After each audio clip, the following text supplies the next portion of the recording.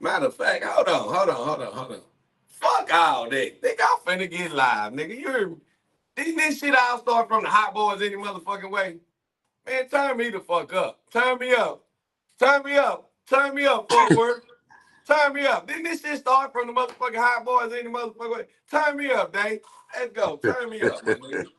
Niggas done went crazy, my nigga. Like niggas done went crazy around this motherfucker. Man, these niggas that lost their goddamn mind like I ain't the king of this motherfucking podcast shit, man. These niggas crazy, man. Niggas better start learning how to tap in around this bitch. This motherfucker. King of this motherfucking podcast.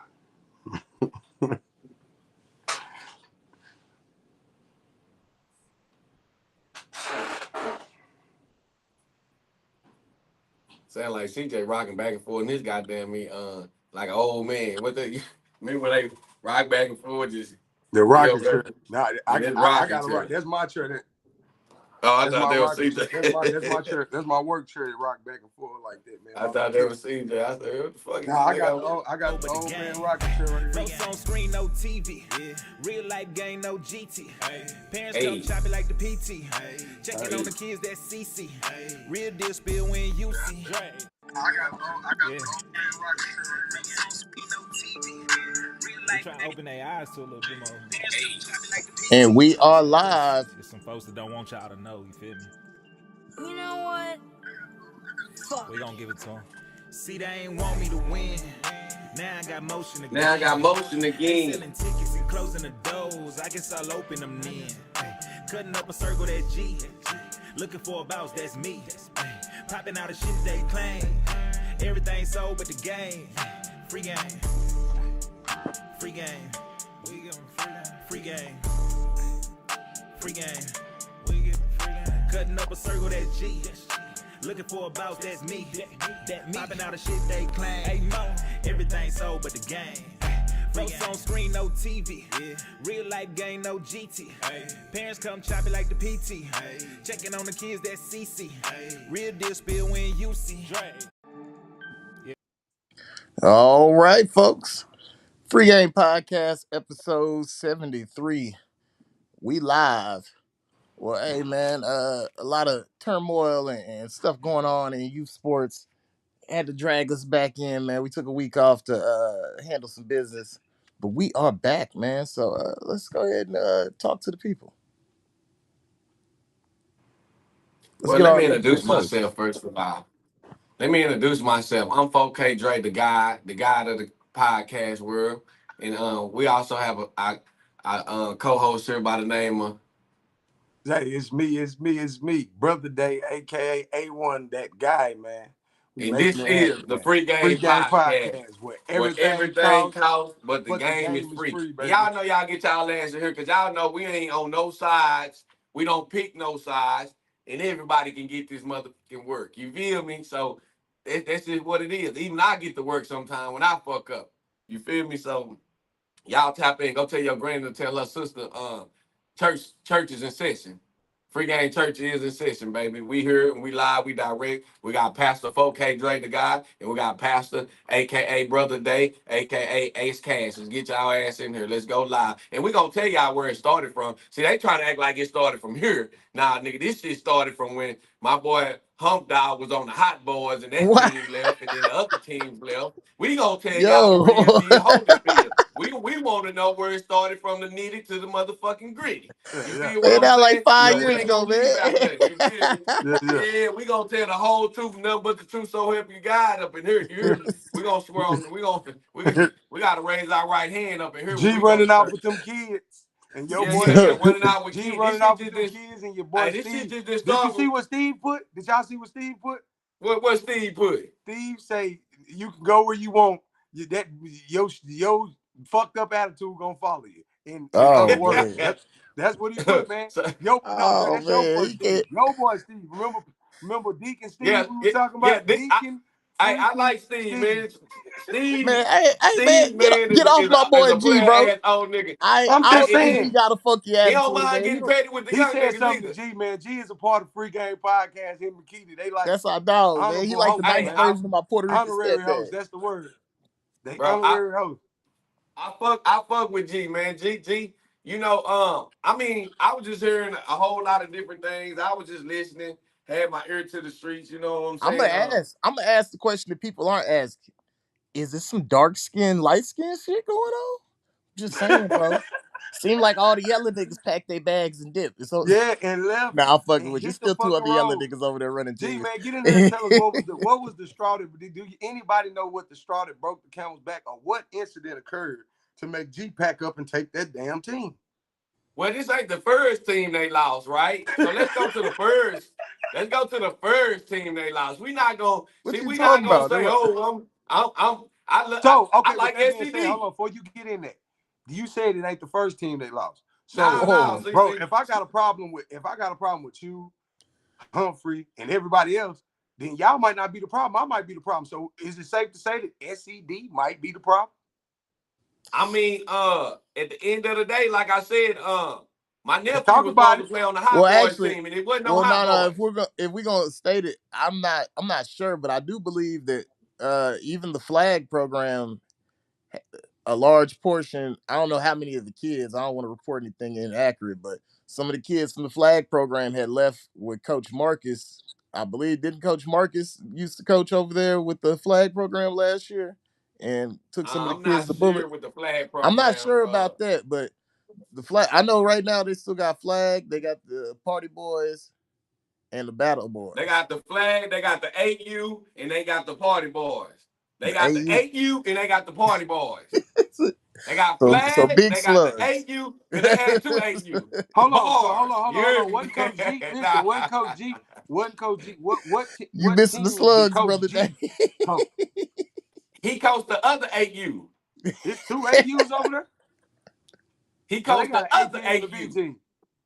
Nah, he coached the other AU. It's but hey, I just need some clarity, man. I'm just asking questions. Inquiring minds want to know.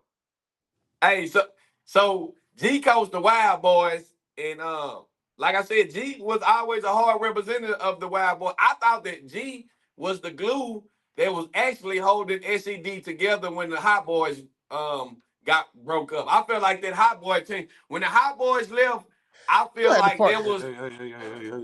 Well, I will say this: that was in a different era, because when the Hot Boys left, they still had the Wild what Boys, you talking Party about? Boys. Well, they just left and still Humphrey. Hold on, they still had Money Team too. So that's what I'm saying. Like when the Hot Boys, no, I'm talking about this year when the Hot Boys when they were telling you they were getting everybody together with this team that Drip supposed to played on this year.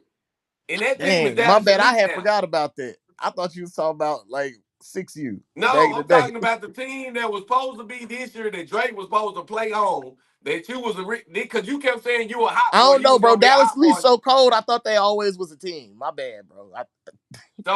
So well, like I say, it's no shade to SED because I like Steve, bro. He a cool old man. I don't think there's nothing against them. It's just like it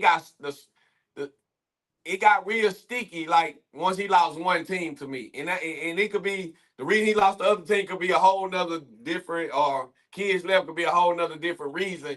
But it's just been kind of sticky over there, and he has had a hell of a program over the years, and it seems like this Dallas Elite team is making some noise. You know what I'm saying? It seems like the Dallas Elite team is putting on. You know, they went down to nationals. They put it together, and it seems like it's something personal because they aiming at NCD. They taking shit. You know, they taking shit. That's just what it is. I think as far as the Dallas area, Dallas Elite look like they taking over. They picking up traction. They doing that. They doing that North Texas Chiefs things. And I just hate to throw names out there, but you know when you start getting that motion and everybody start just getting attracted to that org, that's the org. You know, North Texas Chiefs had they run where everybody was running to be Chiefs. Now I think that's Dallas Elite turn, man. Well, on the Dallas team, man, if we're gonna include that, I think the timing of their press blitz and the timing of their moves is a little bit more crucial. Hey, big shout out to Precision Sports Equipment, man. Big shout out to them. That's the young man who sold us the visors down and who wants smoke, man. Oh yeah, shout out, man. He good dude, man. He gave me them visors for a good price. so I can hand them out to the kids, man.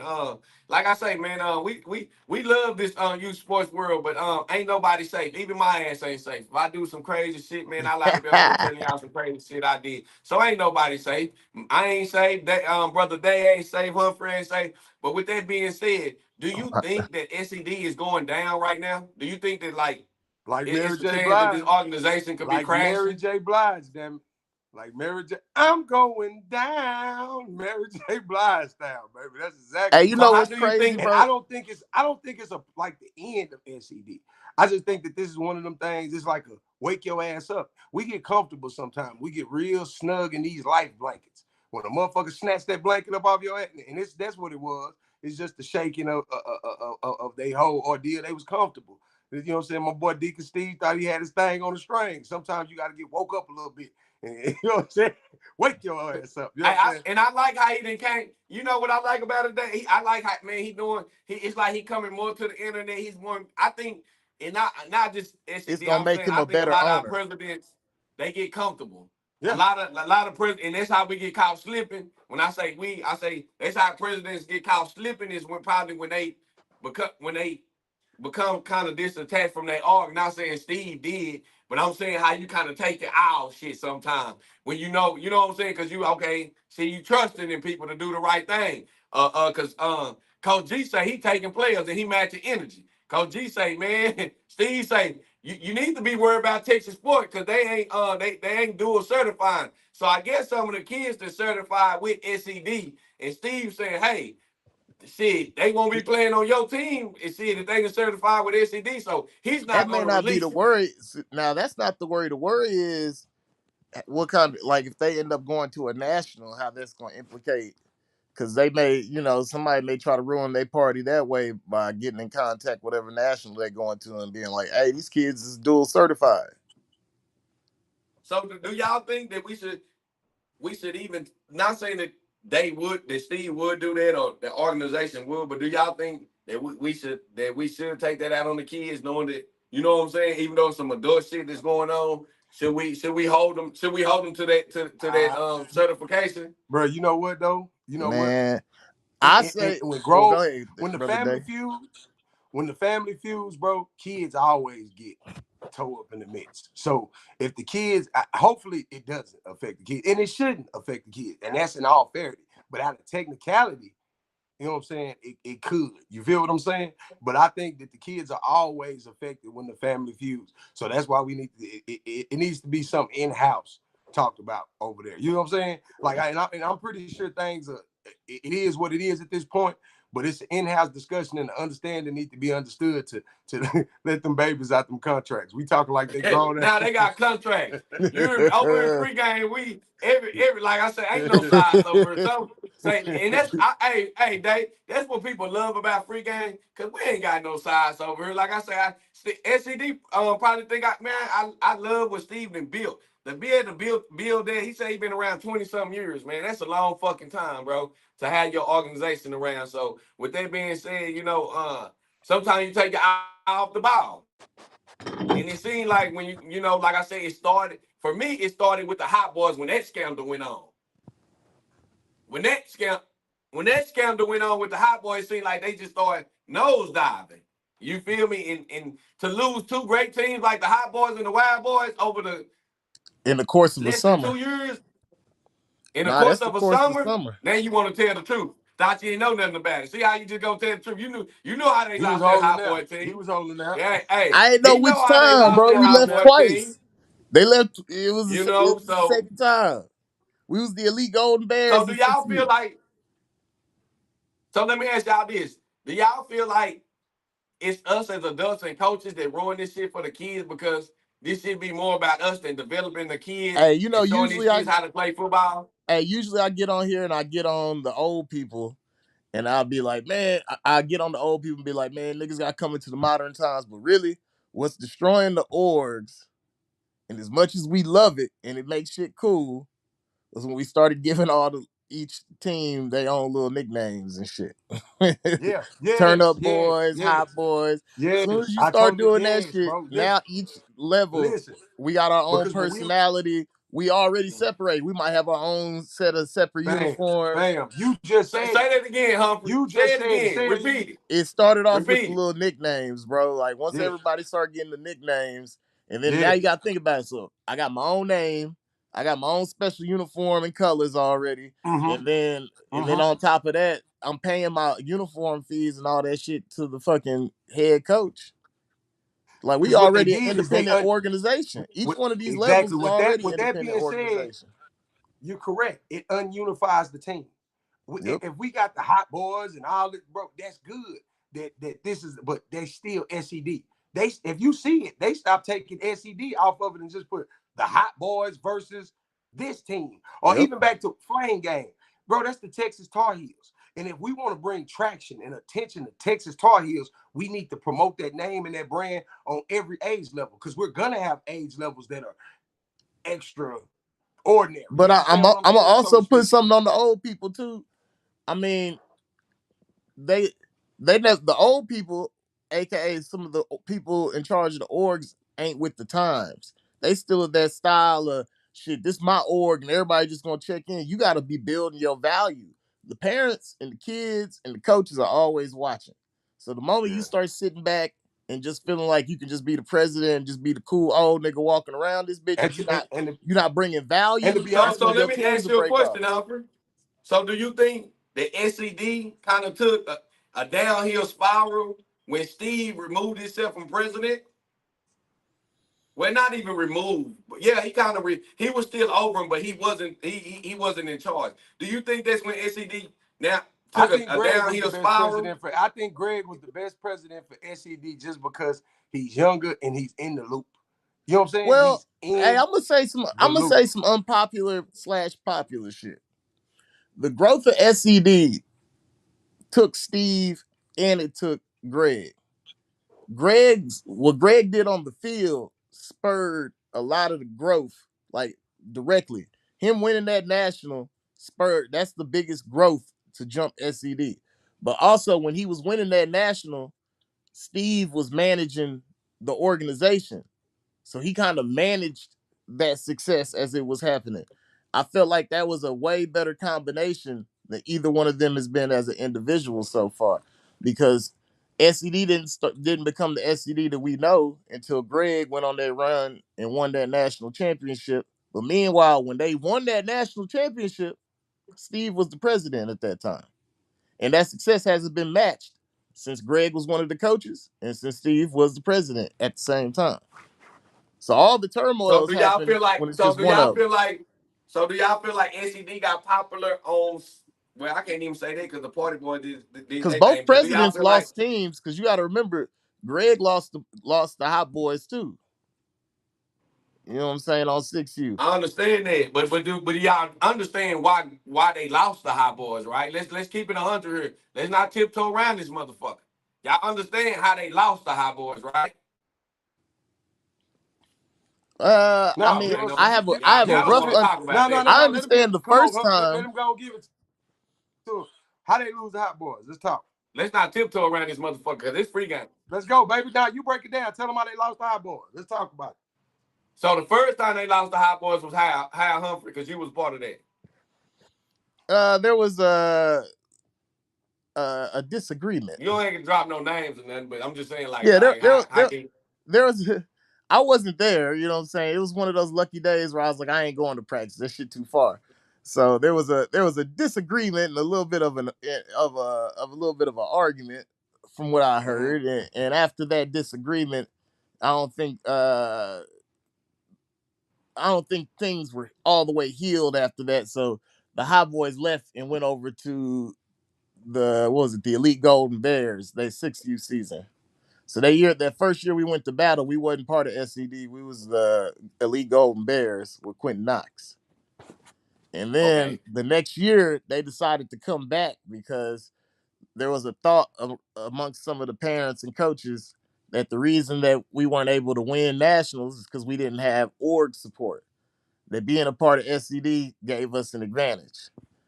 And, part of the reason why I didn't come back that year, to be honest, was it was a little weird because it was like, damn, bro, we just had this dramatic ass breakup and we just gonna after we lose the Nationals, we just gonna go back.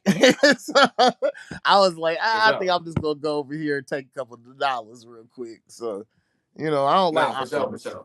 Mm-hmm. For sure. So y'all didn't find it weird this year that, from my understanding, was it, bro, who in here talking about Ashley Biden's diaries? Hey, bro, you know what? That's live. Whoever's putting these little spammy trolls in here, I didn't think that we was live enough that people would think about talking about politics on Free Game Politics. I mean, Free Game Podcast. But we must be live. You know what I'm saying? They coming in here talking about Biden. That's a cold ass name right there, man. Hey, That's a cold name. Free Game Politics. I like that. Nah, for sure. So with that being said, that's a good way to lose money. With that being said, the Hot Boys never. I mean, so the Hot Boys, basically that team that Dallas Elite got now, most of them are Hot Boys kids. Some of them are Hot Boy kids, right? CJ. Yeah. Well, this new team, this is a little bit of a different of a merger because, well, at first it appeared to me, I didn't think it was over personal reasons. I thought when I first saw them come out with Dallas Elite, I personally thought it was shit. They want to try and combine DEA and Dallas Elite, and DEA got some 7-1 kids, so the only way they could do it was to leave SED because SED wanted to stay in Texas sports. So that was my thinking of it, but then that was before I realized everybody was trying to work that loophole. So apparently, one side SED said, well, Steve said that the parents didn't want Peon as the coach anymore. So, that's what I'm trying to get down to. So that's what was said, the thing. But then they said that the kids ended up hold going. on. But the kids actually end up going with all the kids will end up going with P. Right? I mean, I'm gonna be honest, bro. In most cases, the kids is locked in with the coach on the level. I don't know any orgs where the kids are more locked in with the president than they individual coach, because you just don't interact with the president like that. No, for sure, and that's why I say a lot of times, when they start giving them the nicknames and the coaches locked in, they taking the nicknames, putting them on the helmets. The coaches are getting so locked in with the kids and the parents that the presidents ain't even understanding that y'all don't even have control no more. Yep. You know what I'm saying? Like, I'm not gonna put that team out there, but it's some teams that I can say right now that if the president pissed them out, they can take their team and their name and just go right now. Probably that's facts. That's facts, and that's what I said. No problem. You get what I'm saying? The unity has been lost when we start giving too much attention or too much praise to individual groups. That's when the group become bigger than the program. You understand what I'm saying? And when and it's with a group elevating and taking off, and we get motion. We got traction now. We need that momentum. We need that momentum for the entire org. But when we get bigger than our britches, and this name is bigger than your organization, that can be an issue, because now the coach is attached to the name. He's not attached to your organization no more. So as long as he has this name and this team, the parents are going to follow the success. The players are going to follow the success. Hell, the president is going to want to follow the success. You feel what I'm saying? So it kind of destroys the hierarchy of how organization is ran when you let one team or one unit become bigger than the program. Did that make sense? I mean, I really think this is a wake-up call to all the presidents, man. All the presidents, you need to wake up, because the direction that youth football is going, they don't really need the orgs. Or they don't, or the parents, or if they do need the orgs, the parents and the kids and the coaches don't really know. You have to, and you know who I'm going to give some credit to? Shout out to Alex. He just jumped on here. The nicknames is killing org. Hey, Alex, we was just talking about that. It's TCU, bro. TCU has had teams win championships, but you ain't seen no nickname.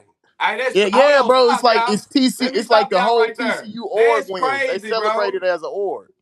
Bro, that's crazy that y'all say, and that's why I say that's crazy. I never thought about that. I never seen a nickname. TCU and Havoc, bro, are the examples of strong orgs to me.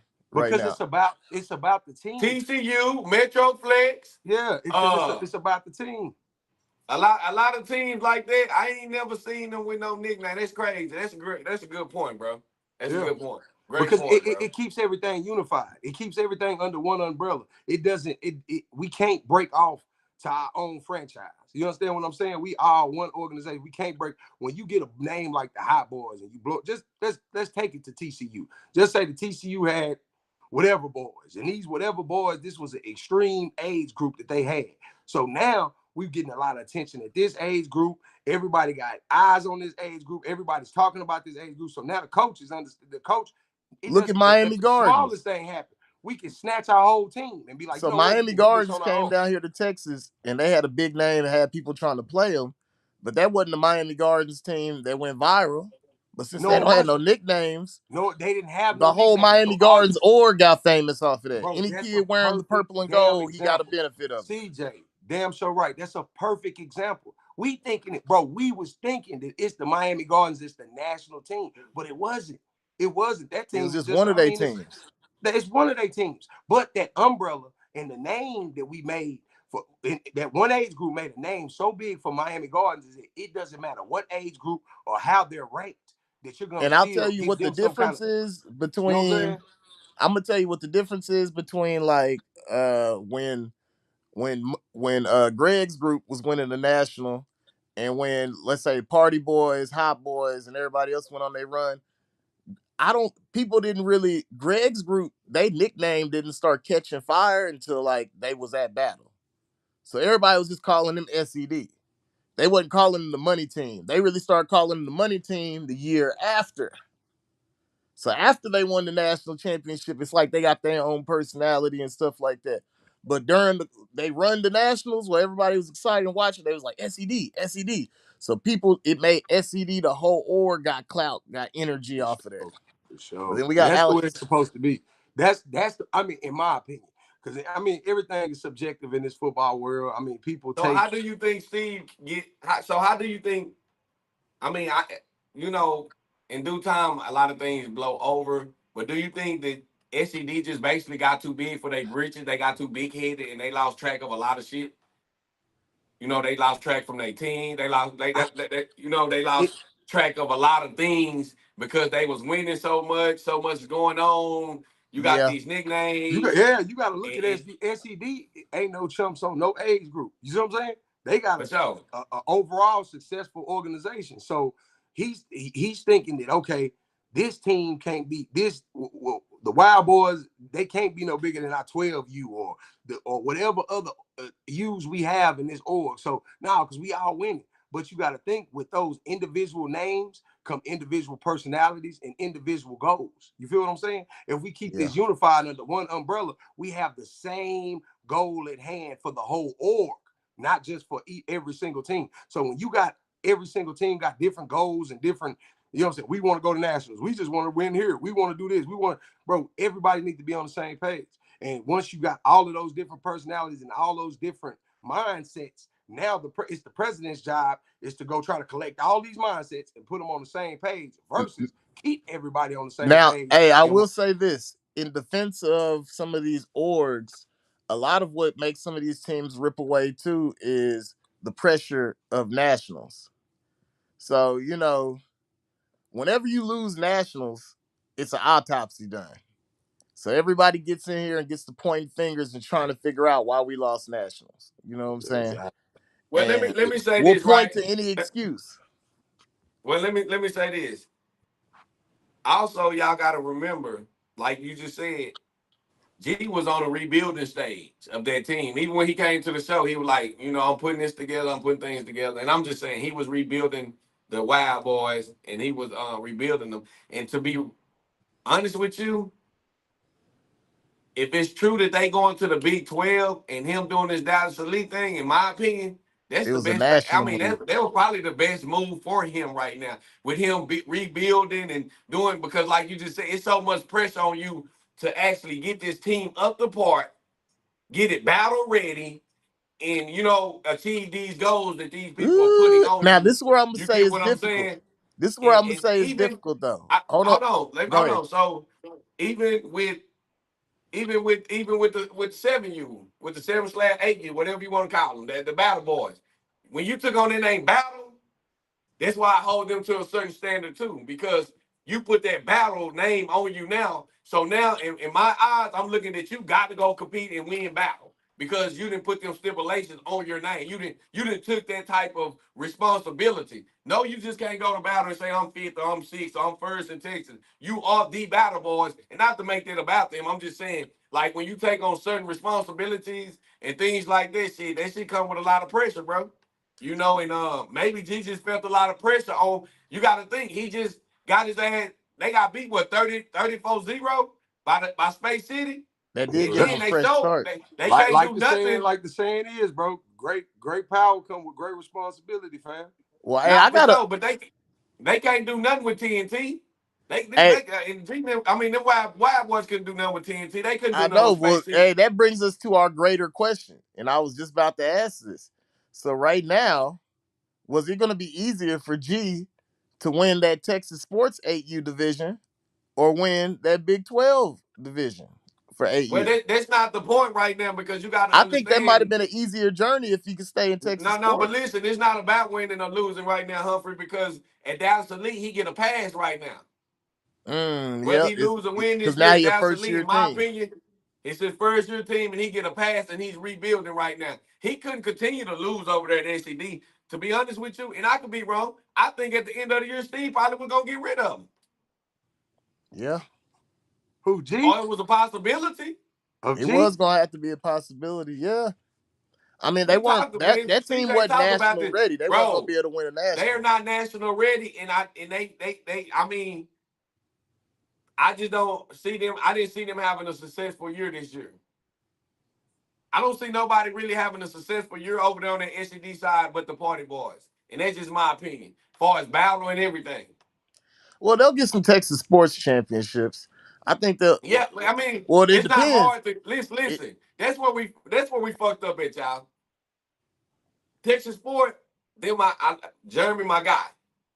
But that shit watered down now, bro. That shit is watered down. It's not like, and when I say that, I'm saying watered down as far as the competition level. And that has nothing to do with Dana, Jeremy, Corey. I'm just saying Texas Sport is not the old Texas Sport when you had Pac Prime, TNS, DFW Elite. You had all these great teams, bro, and they could properly get you prepared for a battle. Bro, you got red squads in Texas Sport now. Yeah, for sure. Because now I think it's more just by it's not. See, Texas Sports used to be a standard, so you used to have to be a team that already had a name for kicking ass. You know what I'm saying? To even be over there. But now, they had to accept you over there. I mean, you had to get. Now we're trying to line our pockets and fill up a roster. So I don't give a damn what team it is, how y'all play, how good y'all are. Come on, get in here. You know what I'm saying? So we can add to these numbers. But how is that not their fault though? Huh? How is that not their fault? Let me say that's not their fault, and this is where I go to bat for Texas Sport because I love Texas Sport. Go ahead, bro. Well, actually, hey, let's do both sides. We're gonna play lawyer. I'm gonna let you go, and then you're gonna explain how it's not their fault, and I'm gonna say how they could have changed all of this. Okay, so what I'm telling you is this: I feel like they're a businessman. I feel like Texas Sport is a business.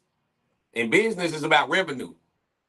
So at the end of the day, me personally, I don't give a fuck if Texas Sport is competitive for y'all.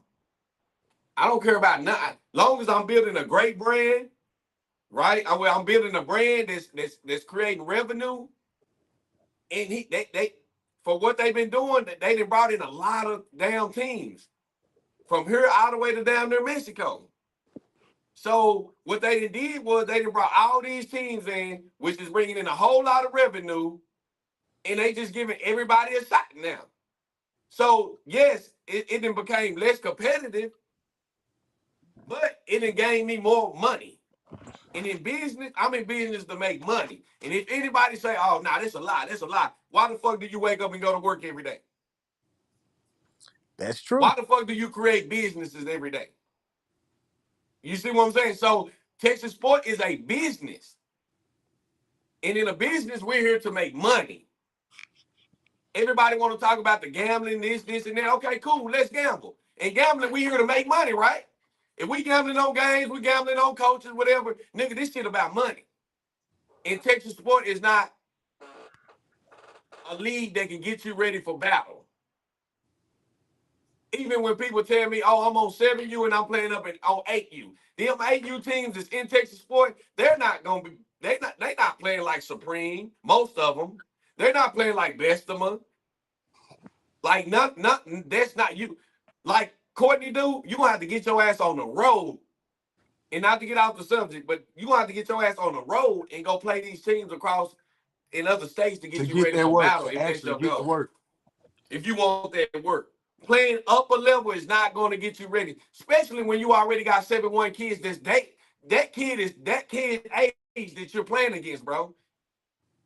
How the fuck is that going to get you ready for battle? I think a lot of times, too, our presidents then let a lot of these head coaches make decisions, and that's what's drowning the organization. Because these niggas can't make good decisions. Playing a regular 8 or a regular 10, and you got kids on your team that's fucking 10 years old because they 7-1, it's not going to get you ready for battle, bro. And as a president, if I was the president and you came to me with this goddamn plan, so you think that this going to get you battle ready? You think this going to make sure, going to give our org more juice? Like, no, nigga, you finna go down there, waste your time, and the only thing you're going to be able to say is I went to battle on that note. But back to that note, Texas sport is about revenue right now, in my eyes. It's about making money. And that's cool. I'm about making money. You know what I'm saying? I don't think we give it, and I'm gonna say this last thing, Humphrey. I don't think we asked Texas sport how could they make it better to fit our comfortability. They comfortable in their big houses. They comfortable when they go to the bank. They comfortable the cars they drive. Their wives are comfortable. Their lifestyle is comfortable. So I'll be a dumb motherfucker to say, hey, make me and my son happy and y'all quit making money. That's just my opinion. I feel you. Now I'm gonna go ahead and play the other side, man. And to be honest, what I think Texas sports could have done that would have helped all the teams in the league and that would have also made them money was two things. As leaders, they're in charge of the structure. So they could have structured it different. First, once you decided that you're going to turn the whole league traditional, there's no point in having these other divisions. So if you want to make stuff competitive, everybody's traditional. All Texas sports brands are traditional. Ain't no 7Us nowhere. Ain't no 9Us nowhere. Make everybody play each other. And then it's the largest league. And then it's most competitive because you got all the teams in one league. The only reason it's not most competitive right now is because you got people divided into silos. You got the DFW, the main silo. You got RGV. You got Denton. You got all these other different silos. Just make everybody play each other. Second thing is when you don't get rid of pure age. You keep a pure age division, and what you do is you force niggas to join the pure age division. Because by Texas sports having the largest, RGV still has pure age. By Texas sports having the largest amount of teams and the most leverage, what you do is if you win, you go to the championship, they should automatically promote you up to Division I, regardless of what type of org you are. That's how you solve all this. You win 2 championships, we got to promote the whole org. Y'all in the top one. Figure it out. Y'all got the juice. You just won 2 Texas sports championships. Go hire some more people. And that's how you start making the moves. And then make it so, hey, if you're a traditional org, you just put your traditional teams up in Division I. But right now, currently, and I'm not speaking on the whole Texas sports organization, that DFW division, that with the Wild Boys leaving, bro, that 8U division, how many teams are they gonna have in the Alpha or Supreme, the top division? Because what's the name was just on there. It was only SCD, Havoc. What was the other team that was in that top division? SCD, Havoc, and who else? Oak Cliff Titans. So it was what? 3? It was only 3 orgs in the Supreme. So you're not even really gonna be able to have Supreme. So you finna end up putting everybody in all in the same division. Or you're going to have teams cross-playing with the lower divisions. So if you got people cross-playing, what's the point? Just give out them trophies. Well, not to interrupt you, you got to understand that I already seen it for myself. I felt like this was going to be a rough ride this year for Texas Sport because this is their first year doing the whole traditional thing. I think it's going to be a lot of ups and downs this year in Texas Sport. Not saying that the fellas won't get it together. Like I said, I fucks with Jeremy. That's my man. That's my guy. But I think it's gonna be a lot of scheduling, a lot of different things they're gonna have to do as the season going on, which that's a part of owning the running the league. league. But I just think it's gonna be a lot of ups and downs, trying to get everybody matched up because once again, Humphrey, you don't ever want to put the little Jimmy against the big dog because only thing it's gonna do is run the little Jimmy's back out. And in the business world, I don't want to run you out.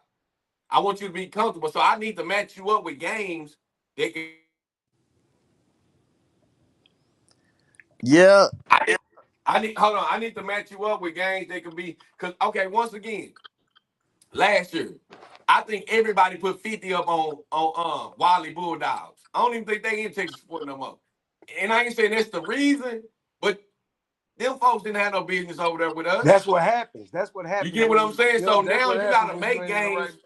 Yeah, and not the over. I'm finna let you have the flow that, but you have to make games we're trying to get your business to come in. We're trying to help you buy in. You get what I'm saying? So with that being said, I got to give you good even matches. I can't throw the people over here. Let me ask you. So do you think that's what they was doing by letting more teams that are just basic teams and not necessarily the best to come to where the best compete? Do you think that's what may have been the reason for them open up the doors for more teams that is not as competitive?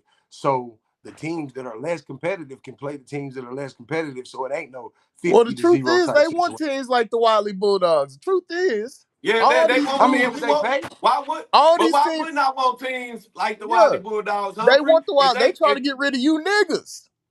Yeah, but listen. I own a business, right? It's the niggas that I have to deal with. Listen, it's the niggas that don't pay their bills on time.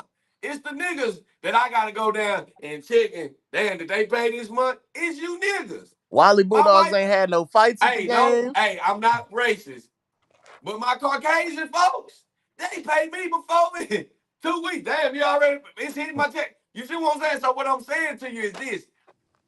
I don't think Texas Sport want the niggas over there no more. I think they want them to leave. I think they want the black teams to leave because it's hard. It's a liability. It's more of a liability to have them there. They liable not to pay. They liable to start fighting. They liable to start. There you go. So it's more of a liability. There you go. To keep all of these black teams. I think Texas Sport would be happy if SED disappeared. I think Texas Sport would be happy if SED was. They ain't got to deal with the drama, the fight. Now, when I have a game against, say, you can schedule a game against. Hey, all I would say, at one time there was a plan for Havoc and Bullet to be the face of that shit. Hey, you can schedule a game against. Great game this weekend, y'all. TCU and Metroflex. It was a good game. Shout out to Metroflex and TCU. Wasn't no fighting that I've seen. And it was. I would rather go see. I don't want no games to where I go and I gotta and 90% of the time I gotta make sure I gotta have extra security, extra police. You get what I'm saying? Like it costs me more money. So when I talk to somebody in that circle, right? That was one of the reasons they said, and I can't put no name on who I talked to in that circle, but that was the reason they got rid of the pure age because it was too much fighting. And the games were lasting too long. Because the niggas was doing too much. So that's the reason from me. They really just be following the semi-pro live game plan. I know. I be watching. So I showed them how nice it was up north and down south. So you notice I was there first in both places. it's the niggas, man. And like I say, man, I hope Steve, all jokes aside, I was high siding with Steve on what's name, man. I definitely feel like Steve and when you've been in the game that long, man, bro, ain't nothing you can do to that man that he can't get it together. You feel me? I high side and bullshit. A lot of niggas take the shit serious. Some don't. But Steve, he been in the game so long, man, he just seen everything. When I was arguing with him, he said, youngster, I just seen everything. And I've been like around old schools like that my whole life. So nothing you throw at him will make him lose, I don't think. I think it's just going to sharpen him up to where he's going to start keeping an eye on his organization more. I mean, I'm looking at the moves. The moves are all financial, and that's really what it is. Like that Select brings in a certain attitude that I think is competitive as what Texas sports wants to be. Is like Havoc, TCU. Like y'all got shots at winning the national, but it's not all about what y'all talking about. You know what I'm saying? They want to move towards that. Because Havoc and TCU, to me, they almost not even select programs. They are rec league teams that just do select shit.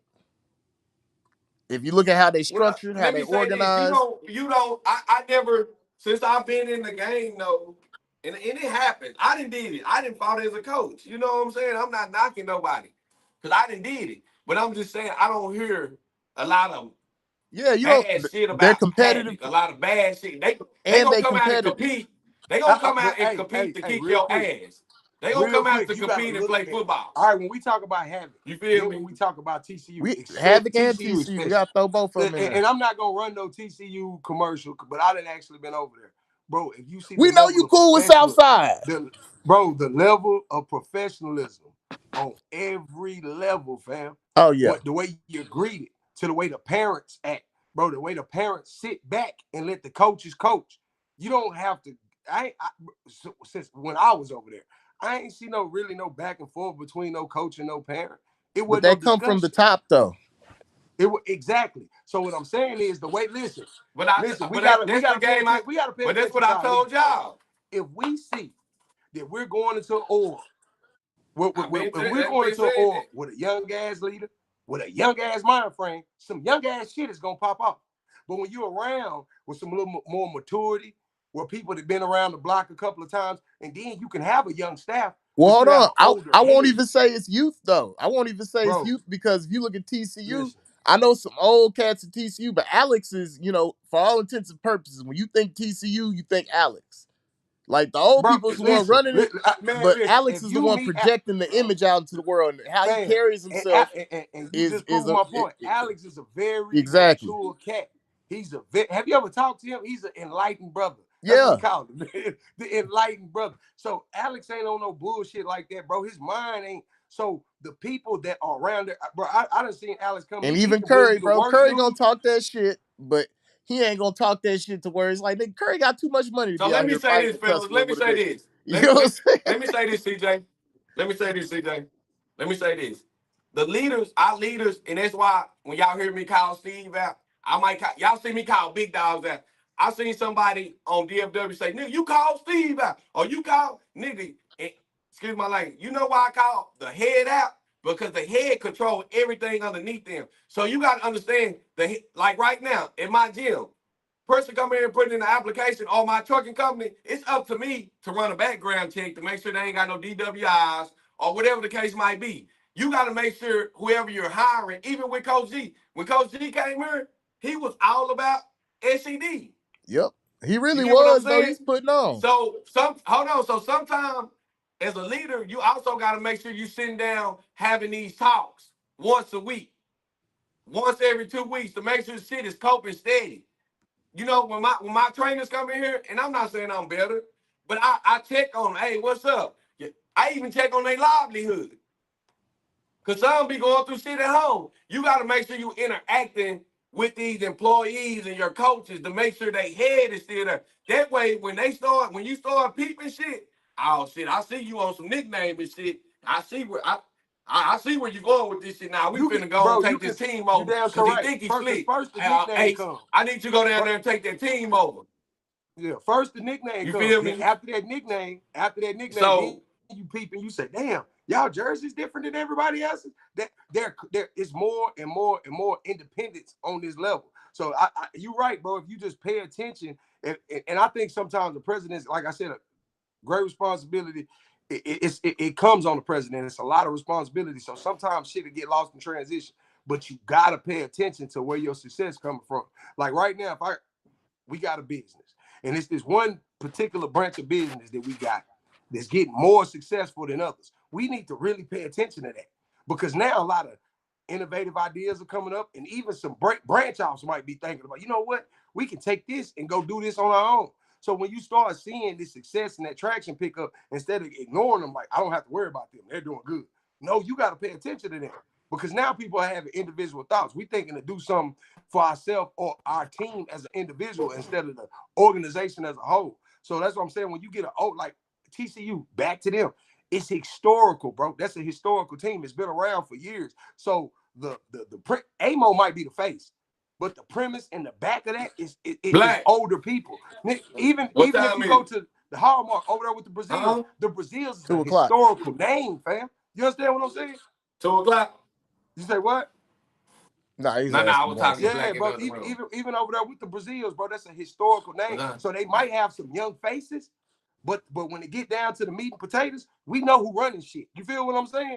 So when you got those older cats, and I'm not making this an old and a young thing or saying that a young dude is not capable of being a good leader. I'm just saying leadership comes with experience. If I'm young, that means I didn't have as much experience as somebody older. Now, is it young, great leaders born every day? Yes. But that's like what we talk about with this football shit. That's the 1%.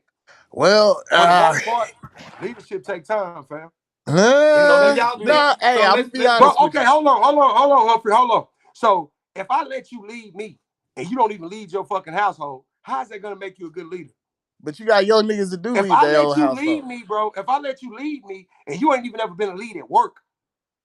But we got young people out here who are leads at work right now. So that's what I'm saying. That's the only reason why there's flaw.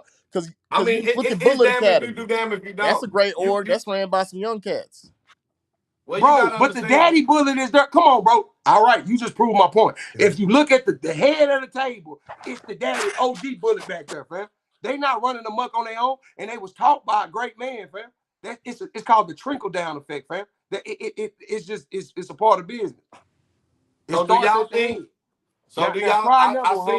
Now give me one that's strictly straight cane, young cats, young president, no OG, and tell me the one that's great like that. Now let's go from there, huh? Let's talk to there's none that are great that don't have a mixture of old and young. There's no teams that just got some old niggas running shit and they doing great things and all that shit together. All the teams is just old niggas.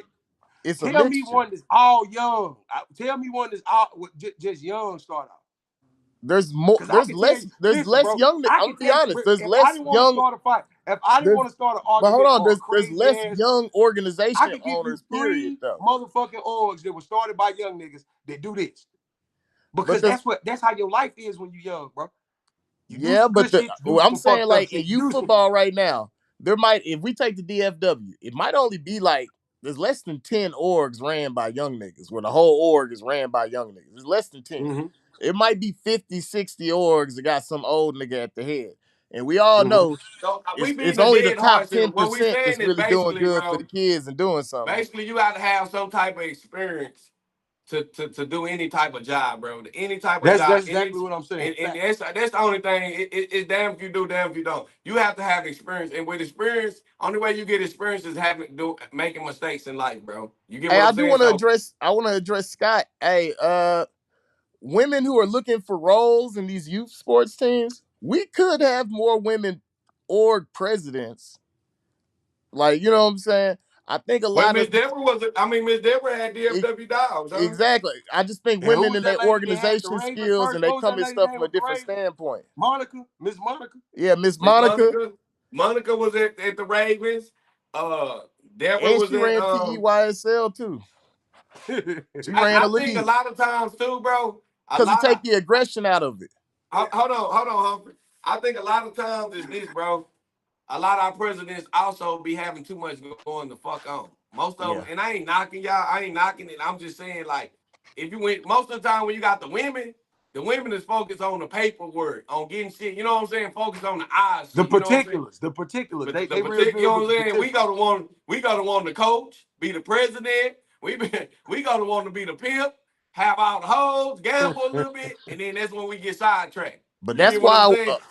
That's why a woman with her shit together might be a good president. You know what I'm saying?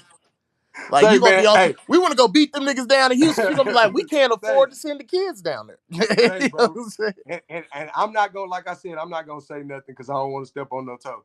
But it's funny, the motherfuckers that I was like, the ones I was like, bro, I know some young leaders and some young teams that's going up and down. Motherfuckers dropping like, this is a great org. This is great. That's because your ass don't know no fucking better.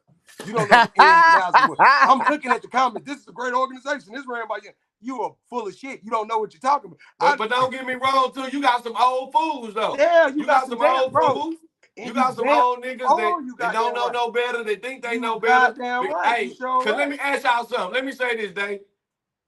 Bro, ain't no way that our youth shouldn't have a football field to practice at. They shouldn't have tents, water, a football field with turf, and they shouldn't have insurance on their team, bro. Bro, you know what? And I'm gonna make it smaller than that. Hey, you can have grass. I'll let you have an excuse to grass, but the water and the tents. I don't forget the turf. How the fuck do you have? Listen, hold on. How do you have a team over 10 years with no football practice field, bro? That's fucking insane, bro. The reason we give niggas too much leeway, bro. And that's why the shit is going on with our youth, because we tiptoe around this shit. No, nigga. That's like you driving a car for 5 years with paper tags. Like, what are we doing here? You got a car for like a you year can't get a with relationship no with none of these schools nigga, around ain't no here. motherfucking excuse for that, nigga. You got a car and you've been having this motherfucker for a year and you riding around with paper tags and no insurance. No, nigga, you're irresponsible, nigga. Yeah. That's what the fuck it is. It's no way you should have an organization for a long period of time. You don't have these kids no football field that you didn't went and talk to one of these high school coaches about. You don't have insurance on your kids. And bro, you don't have motherfucking, and you should have all your jerseys and shit before the first game. Man, let's speak on that. We can talk. King said it, bro. It's a lot of these coaches. Now, all this shit go together, though. Yeah, a lot of these coaches out here ain't got their shit together. It's certain things that when I talk to my T. Jones, she don't allow, my nigga. I don't know about y'all. My T. Jones don't allow certain shit. She called me, you ain't got what? Nigga, you crazy. Talk to you crazy in the motherfucker. You call her with some dumb shit and you ain't got your life together. Bro, you gotta listen, and for you, and that's what I'm saying. Jalen King, you just spoke on it. Bro, for us to appoint people as leaders, they gotta be people that can first even be held accountable. If you know what I'm saying, you gotta have somebody that can be held accountable. If I hire a 5-year-old to be a coach, I can't get mad at him when he's throwing temper tantrums with a kid. Hell, he is a kid. I can't get mad at him when he's having a bad day. Hell, that's what comes with having a 5-year-old temper tantrum. Bro, but these motherfuckers will go get a grown-ass man with the same personality and the same fucking mental apparatus as a 5-year-old kid and put all these great expectations on him and have the nerve to be let down when he fucks up. Look at these boys' lives. If they don't have reliable transportation to get back and forth, that should be a red flag. And you know what? And everybody goes through ups and downs. I'm not telling you that anybody's perfect. I'm not perfect. I'm a flawed individual, as we all are, bro. But if motherfuckers ain't just had the simple things in life, they having baby mama drama. You don't need to be on here with all these kids that may be in custody battles themselves, because you don't even understand how to take care of yours. So how you gonna get between this mama and daddy that's going at it over this child on this football field? When you don't have your shit together, you're not in a position to be no leader. Well, and that's what I'm saying. We gotta start holding this. Ain't no excuse for that. Preach, Dave. Hey, ain't no goddamn excuse for this. No. I will say, brother Dave. I will say this is another thing, bro. You can be a real nigga and a role model to a child without being that nigga stepdaddy, bro. You can just see a young black man, you know what I'm saying, and be a real nigga and an example to him, bro. You ain't gotta always knock off the What I'm saying is this. You ain't gotta be his daddy too, bro. You know what I'm saying? You just be a real nigga that know. Bro, we gotta start holding. We gotta start holding our leaders. We gotta start holding our leaders and our coaches responsible. None of us is perfect. We all got fucked up ways, especially me. You feel me? But we should hold you to a standard to start that be working on yourself. And then we shouldn't put you as a head coach if your motherfucking car down.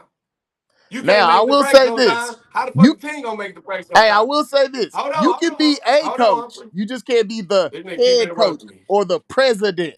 Now, if you want to be like the lineman coach, you show the kids how to hit running backs, you know what I'm saying? It's different. Bro, if your house ain't in order, your at the end of the day, you gotta start holding people responsible. Thank you, Dave. You got to start holding people responsible. Bro, listen to me, my nigga. Listen. It's okay to tell people, go get your shit together and then come back.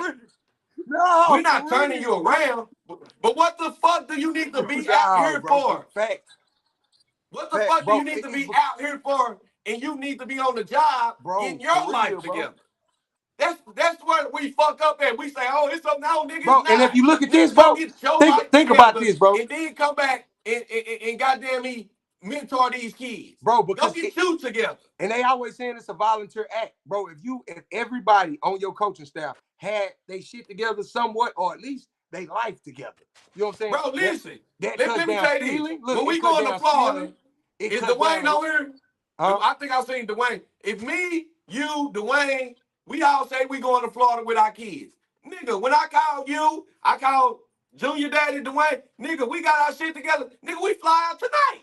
We ain't got to worry about going on the corner, doing no fundraising. That's what I'm saying. You give me $1,500, I got $1,500. Dwayne got, nigga, there go the money for the kids right there. Bro, but when you know what? And when you get them bad leaders, we're on the corner asking for money, and all of that money still ain't got no goddamn money. Yeah, ain't no team that I'm over don't ever be on the corner. Because I need the money. Well, hey, I gotta ask this question. Why are we on names out there? Hold on, why are we on the corner asking for money?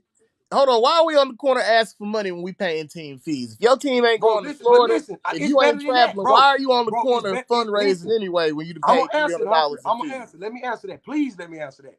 It's called poor money management. And when you got a motherfucker that can't manage a household, how are they gonna manage a team? They start taking money from the team to put into their personal lives because that shit wasn't together. So now we're back on the corner asking for money after we have collected team fees because of poor money management. So how do we have presidents? How do we have head coaches? How do we have people in our orgs or on our boards that don't got their shit together because they're fucking walking billboards of what poor money management is? Parents, everybody, look at me right now. If you're on a team that constantly has no money, it's because the coach is spending that shit. Period. It's because let me say this, Dave. Also, how the fuck we got some of the #1 athletes, right? And I be looking at this shit. Why the fuck do we got to do fundraisers when it's sponsorship? Like we got sponsorship. Like we got some of the #1 players in the country that'll put your baby. You can get sponsorship by like by Lightning helmets. You can get sponsorship. No, Alex, we were talking about if you're not going to Florida. I don't give a damn where you going. Listen, man, it's sponsorship that'll sponsor your whole fucking team. But guess what? Real. You gotta have your paperwork right. You gotta have your 501c3. You gotta have your paperwork right. Like right now, I have a 501c3. I do too. I got so much sponsorship in this goddamn gym. I do too. We can get sponsorship for them babies, baby. You see what I'm saying? But in order for that, I gotta give them people a tax write-off. When they give me their money, they gotta be able to go at the end of the year and say, hey, I gave Texas Elite 150 grand. Or I have a sponsorship I have a couple of sponsorships too with Semi-Pro Live, and I'm not a 503(c)(3). So how the fuck are they going to Florida and battle? Hold on. You not getting no fucking sponsorship. Well, hold on. We doing fundraising? Hey, part of the reason some of these teams aren't getting sponsorship is because y'all not letting the freedom of the press. I got sponsors. You know how I got sponsors? Because people know I'm going to project their logos. Are they getting sponsorships and you niggas just don't know? Ooh. If they done got, hold on, time out. Because I know, hey, nigga, I get in this motherfucking, I go to motherfucking talking like motherfucking. They getting money. More money, man. Hold on, I get on my 50 cent shit up in this motherfucker. Hold on, let me give you a solo screen. You feel what I'm saying? I know some niggas that got 70, 80,000, and you niggas just don't know. And I would never, I'm just giving y'all free game right now. I would never tell y'all who they are. I would never tell you the organization. I hope they keep getting the money. Because if y'all dumb enough to think that these orgs not getting these sponsorships, that's on y'all. But I'm giving y'all the game. Some of these organizations are getting 70, 80,000. Right here in the guide. And I'm giving y'all the game. They just not spending it on our babies. They living good at the house with their swimming bro, pool. Hey, and you know what? Listen, bro, and let me say this. And I never tell once again, you know I what? never tell y'all the teams or the names of these people because I fuss with them. Y'all just dumb in the motherfucker. I can understand it with the ones, bro. I can understand it with the ones that really. Well, why we not? They take the money. They take the money, and then they not struggling. So you see what's going on with this money. You feel what I'm saying? It's these motherfuckers that's stealing the money. They want to be on the corner every other week, and they getting team fees. Hey, hold on. I gotta even get on it. These niggas pole hustling, bro. Why are we still going to the corner? Why y'all not? Not showing it. Hold on. Why y'all not doing the concession stand at Cowboy Stadium or at the Ranger Stadium? Bro, that good game. Making real money. Game, fam. When you got that good game, like these pastor pimping ass coaches, and it's some bad motherfuckers, and them the ones I salute because they know how to keep the money and treat the kids. All the jerseys there, they got a big blow up tunnel, they got all the bells and whistles, but these niggas still pocketing money. Now that's called business. I'm not talking down on now nigga that's running good business. All their kids taken care of and they keeping money. Hell, I need to get in with you to see how I can. That's good money management. That's what. Well, hey, it's Green. You heard what Dre said. If you get $70,000, bro, you can't get in them guys business. Hold up, but look, if you get $70K, how are you not making your org look good and still being able to keep some of the money? With $70K, somebody gave me $70K. We gonna be icy than a bitch, and I'm gonna be icy. Because you gotta understand, bro, 70,000 ain't a lot when I'm paying for a $200,000-$300,000 house. When my wife and I are flying out of town every weekend. You get what I'm saying? Like, that's not a lot of money. You see what I'm saying? I might get 70, man, I say, bro, but my lips, I would never tell on them. I hope they keep getting the money. You look like they keep getting the money. Let me get it. And when they taught me how to get the money, you feel me? But what I'm telling my people is this, y'all. Y'all wake the fuck up, bro. We ain't just po. We acting po. Nigga, this 2024. You can go get sponsorship from anywhere. So when I be seeing that shit, like, oh, we need to raise money. We need to sell plates. Bro, that's hold on. What you giving them, fam? That's old game. That's why I said you need that age and wisdom to even know what a 501c3 is, to even know how to go obtain these grants, to know how to go to the city. That's kind of the old way of doing things. This new way is straight, and I don't want it's highway robbery. Shit, we're gonna take everything from the parents. Everything that we get is coming from the people. Oh, we gotta always make a game and take it from the gate. Yeah, nigga, these folks are giving bro, just crazy shit, fam. Bro, these folks are giving $50K, $100K, $200K. They giving it to you, bro. They want to give it to you. Hustling. It's the po man ass hustling, and you're hustling. Bro, I'm the type of hustler. I want to go get some money from the have-gots. So I want to go get the motherfuckers with the big checks that they want to use my little 20, 30K they want to give me. They want to get that to me for a write-off on their big ass tax deduction. Why do motherfuckers insist on taking from these single parent households? These people that are below the poverty line. Well, can I stop you right there, Dave? Can I stop you right? I'm gonna stop you right there. The reason they do it, because once again, it starts at the top. Instead of our president going to go get guys that's gonna be a head coach that know about the 501c3, he know how to go get his org money without having to, you know what I'm saying? Like, you gotta start looking for guys like that, whether they're young or old. They got big football knowledge. Hey, listen, well, I mean, some of that business not. Well, some of that falls on the parents too, bro. On it, though, but look, go ask Pat. Do he know what a 501c3 is? Go ask one of them Brazil brothers. Do they know what a 501c3 is? Go ask. Hey. We don't want to talk. No, we can't. I ain't telling them. No, I ain't saying. I don't know. I don't know. They're gonna be asking back. I don't know if they getting them or not. But I guarantee if you go ask them, they at least have heard them. We don't even want it. It's niggas like them that can give niggas the game. Motherfuckers. What? 501c what? What? You can get some grants and some money. There's gonna be some scammers on this motherfucker taking notes. I need one of them 501c. Well, hey man. Hey, we do gotta see. Hey, Dave, we do gotta switch subjects though. Dave, can you have a bro? Go ahead, man. Did we just lose Dre? Well, all right. Well, hey, look, that was the internet wanting us to switch subject. We got to get on to our next subject today, man. Has the Big 12 taken over? I know a couple of years ago there was that topic, the big shift, back in the day. You know what I'm saying? And now, nah, nigga, give me my credit. Give me my credit. Don't get on this bitch sugarcoat. You never said nothing bad about Big 12. But what we gonna keep it real on Free Game. yep. Nigga, Shout out I to told Pat. you before I bet that Pat know the 501c3 I told CJ before the season started, I said, listen, if Pat, season still ain't I'm a started, nigga. businessman. Hold on. I say, if Pat play this shit right, Texas Sports is gonna fumble the ball. They gonna fumble the teams. If Pat play this right, Pat could be the next big league, the big league in Texas. I believe Pat that. could take over by shout out next Pat. year. Shout out Pat. Listen, bro, but I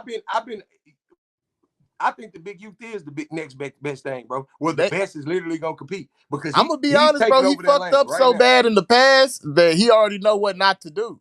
He didn't know, you know what I'm saying? Man, Sometimes that's how it go, bro. Like you talking about fucked up as in nah, he didn't already. No, I'm saying this ain't the first time the Big 12 was at a point where they was about to take over. Like about 3 years ago, they had TNS, they had a whole bunch of good teams, and then something happened where they weren't able to take that next step. So I think the lessons that he learned from the last time, if he applies them, this might be easy for him because just the direction that Texas Sports is going in a money direction, they're not going in a competitive direction. And he's more set up for battle. I'm gonna tell you a secret. Now I'm gonna tell you a secret. Yeah, I'm gonna get to that. Not to overtalk y'all. I'm gonna tell y'all where Texas Sport is finna shoot themselves in the foot. Tag Jeremy. Y'all can tag Dana. Tag them. Texas Sport. You are fit to self-destruct yourself. And when I say that, to speak back on what Humphrey just said, Big 12 is more set up for battle because a little birdie told me after if you 7-1, right? Said a little birdie. If you 7-1, you can only you can only play 7-1 on your bottom year. Texas Sport made that loophole, right? So next year, when them kids go on their top year, if them kids stay in Texas Sport, they lose them 7-1 kids, right? So the little birdies told me, hey, we going over to Big 12. Big 12 next year. Where the fuck you see these little birdies at? Where did you meet? Where did you run everybody who playing up? With them on the phone. Hey, everybody who playing up. Hey, listen, Dave. I was like, what the fuck y'all gonna do next year? When y'all ain't got 7-1 kids, y'all know y'all love Texas Sport. They were like, we going to Big 12. Fuck Texas Sport. I was like, huh? I was like, damn, that was a good idea. You either gotta go Big 12 or you gotta go independent.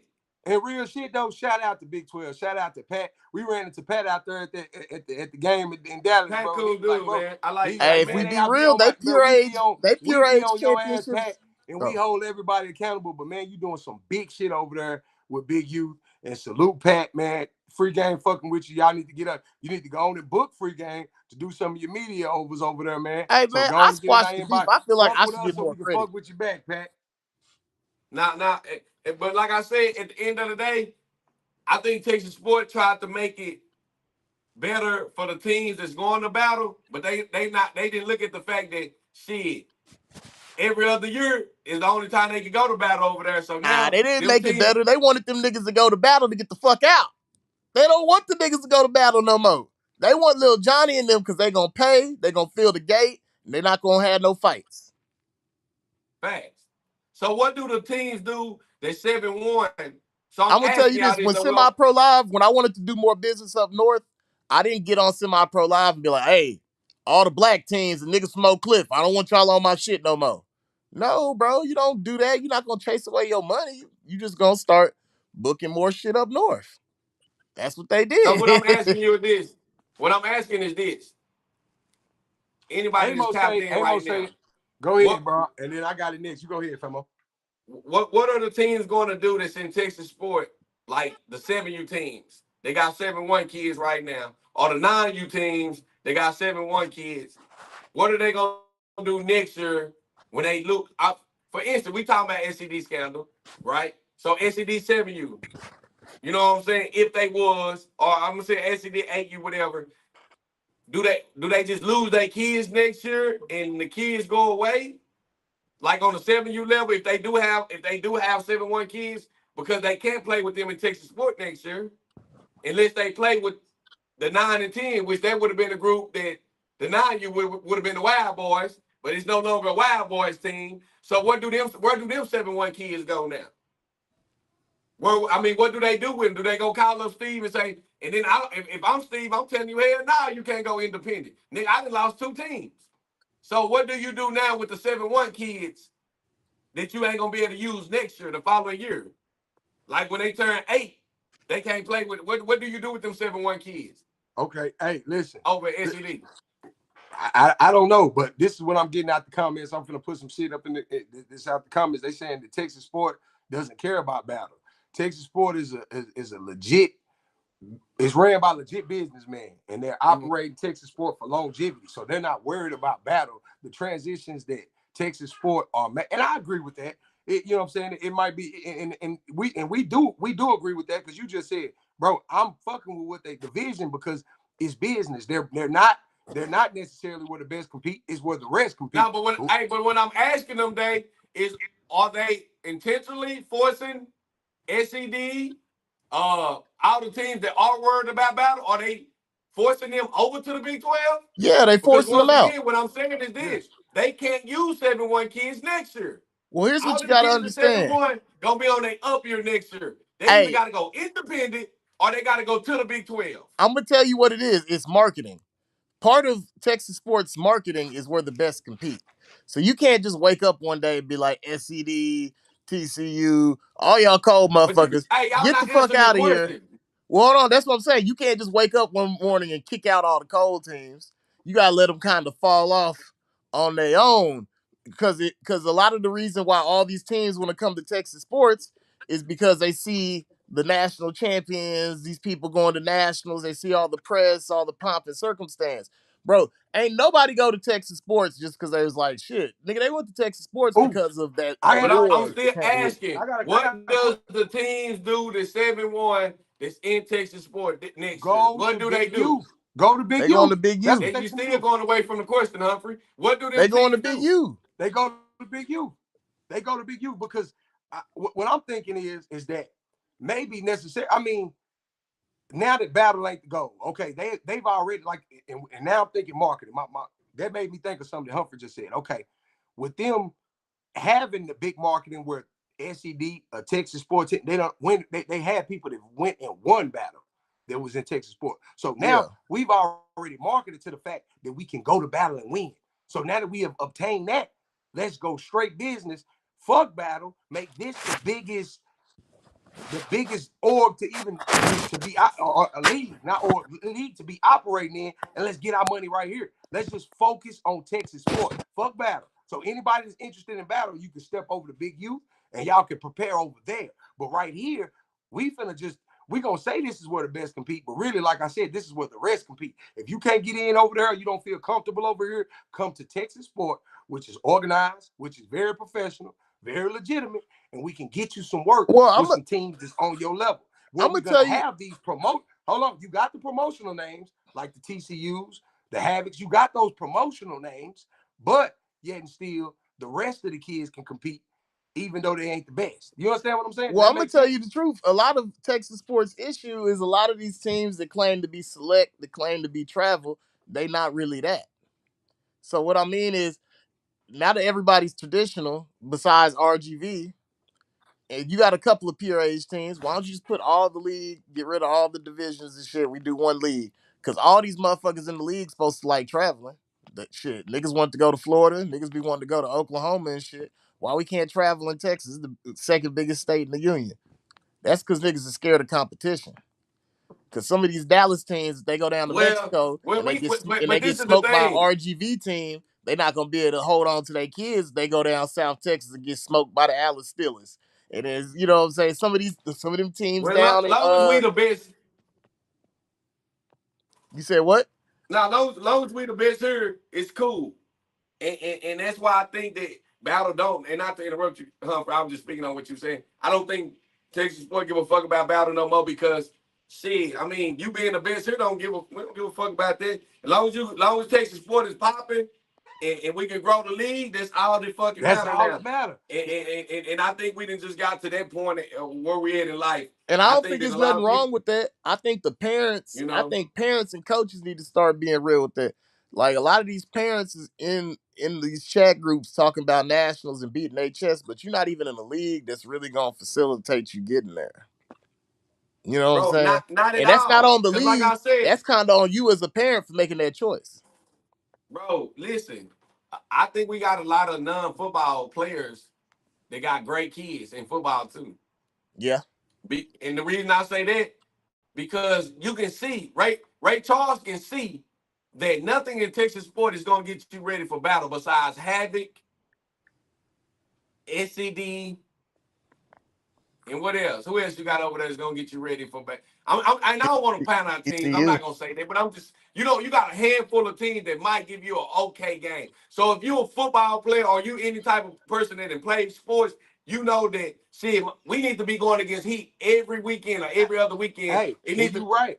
You're right. You feel me? What about when they take this? Look, like they got it, or they can take their DEA right. And I'm finna get out of here, fellas, and let y'all wrap this up. I gotta get back to it. But what about this? What if they take the DEA route and go get the work versus the work? See, when you're in a league that where all the work is, then the work come to you. But when you in a league that ain't really got no work, you gotta go chase that work.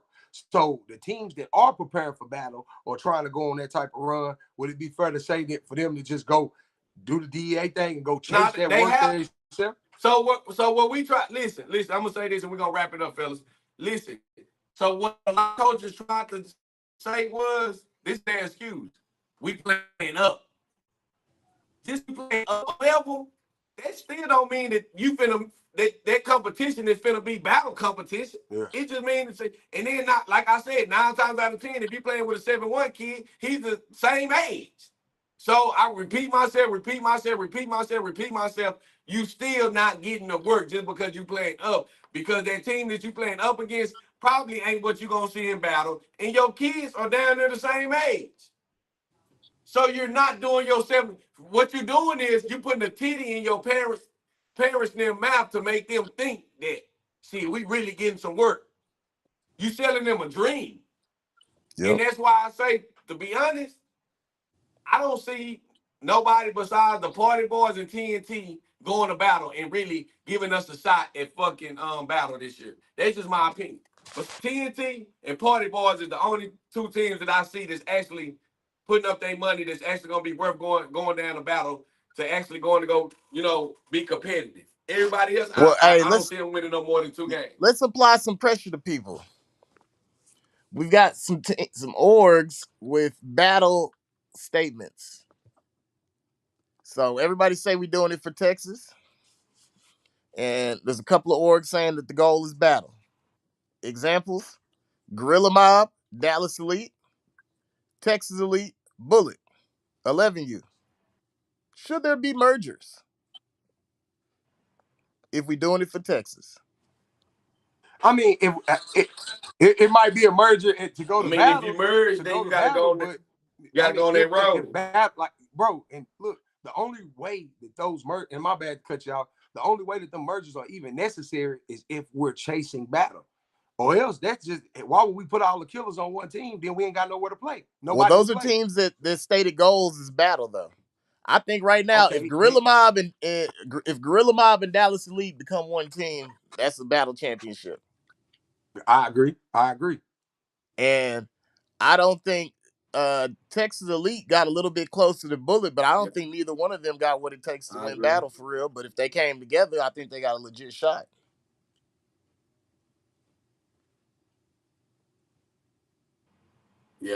Yeah, I definitely do. And then if we're not gonna do it, like even with the Texas Elite, a lot of times they 12, bro. This their last shot. So it's like if we're not gonna do it now, then when we gonna do it?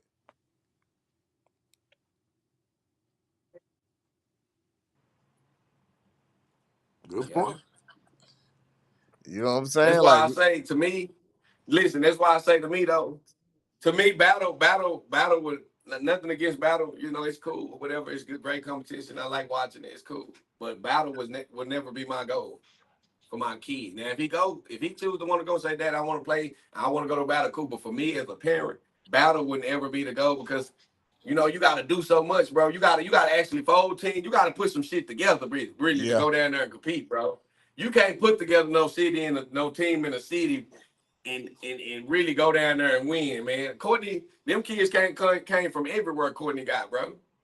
And I'm gonna keep it real with you, That bro. Greg did, that shit was, shit. I'm not knocking it, but like that shit was like, it I don't know wasn't if no I'm shit willing that to make the Courtney done got to him. sacrifice. Here's the deal. So if you want to go to battle, bro, you're gonna have to sacrifice something. And I just don't feel like making the sacrifice. Like yeah, you definitely you're gonna do. sacrifice your money, you're gonna sacrifice your time, Hey, and shout out to the parents, bro. And shout out to the parents, not to cut you out. The ones that drive, man. Shout out to Flame Gang, man. Them still my people out there, man. I fucks with them, man. But shit, driving that hour and a half to practice, you don't get out to practice till 8:30. Your kid don't make it home till 10 o'clock at night. Shit, they got schoolwork. You doing all of this shit for they gonna have to you know miss what I'm saying? school. Battle, you gonna You have know to what I'm miss some saying? school Like, to too. me, it's just a lot. And I'm not knocking it, but I'm just saying, see, you get out of school at 4 o'clock, 4:30. Bro, you gotta miss a week of school. That's what they don't tell you. You gotta miss a week. To go to battle, you gotta miss a full week of school. You're not getting out of practice until 9 o'clock, 10 o'clock. Your kid not getting home to down there 10 o'clock at night. He still ain't did his homework and shit like that, bro. That's a major sacrifice. So salute to the parents that do that. I just don't feel like the sacrifice is worth it because at the end of the day, bro, you know what I'm saying? It's a lot of teams around your city, your neighborhoods, or whatever the case might be. I'm not finna have my son 10 o'clock at nighttime. He ain't did his homework. Shit, nigga, he sleeping at school just to, at the end of the year, go to Florida and participate in rules that don't even have nothing to do with Texas. It's not even UIL rules. All right. Let's see. My bad. Nah, you good. I'll just make sure you pop back in. The kids are not the same age. It's not UIL. All this shit is made up. You know what I'm saying? It don't fit my. I looked at it and I said, damn, I like doing it. I like it, but it's not worth. It's not worth, driving an hour and a half, 2 hours. Kid ain't getting no rest. He falls asleep in class. All type of shit like that. That's just not my goal. And I'm not knocking it if that's what people choose to do. You feel me? But if the team right in your backyard, hell yeah, have at it. If it's 15, 20 minutes away, 30 minutes away, cool. You know what I'm saying? But like for instance, with you, Humphrey, when you was with SED, you said you drove like an hour and 20 minutes to practice. Yeah, it's about an hour and a half. You feel what I'm saying? So that's a lot, bro. And that's a lot on a kid just to chase a dream of battle or chase just going to Florida. And in my opinion, I don't think it's worth it when you got teams right in your backyard. I had a lot of people call me up like, bro, I thought about saying, hell nah, I can't have money at the house at 9, 10 o'clock at nighttime. You know what I'm saying? Or like you said, missing a week of school. Like, nah, that ain't the goal for me. You know I'm gonna be real with you, man. And this is something that's not a popular opinion, and people gonna start naming off stuff. But what is the average? Let's say the average kid that's on a roster that wins battle. You won battle, but you was just a kid on the roster. You was the left guard. What did you really gain out of that? Maybe the star. I know the star player. You win battle. You the star player. You might get some I put my kid in that fire. He played against some dogs. Nigga, he finna play against 100 dogs when he gets to high school. I'm gonna tell you the truth. It's a white kid in Allen right now who's gonna grow up and play flag football till he's 12, and then he's gonna get on the middle school team, and he's gonna play football. And his dad used to play tennis or something, so the motherfucker tall, and he's going to go Division I at tight end and go to Alabama. And he ain't never been against a dog. He ain't never gonna see a dog till you get to Alabama. So that's what I don't understand. Bro, and it's crazy because I think a lot of that is African American thinking. That we got to take our kid through a war, or we got to take him to be in the fire for him to make it to where he needs to be in life. Yep. Like, don't get me wrong, you can't be soft. Yeah. I ain't saying that this is a war sport. Don't get me wrong. Cause my son, we go to war every motherfucking day in this gym, nigga. We go to motherfucking war. But I installed that in him. The people I put around him installed that in him. He know that I don't take nothing less than being great.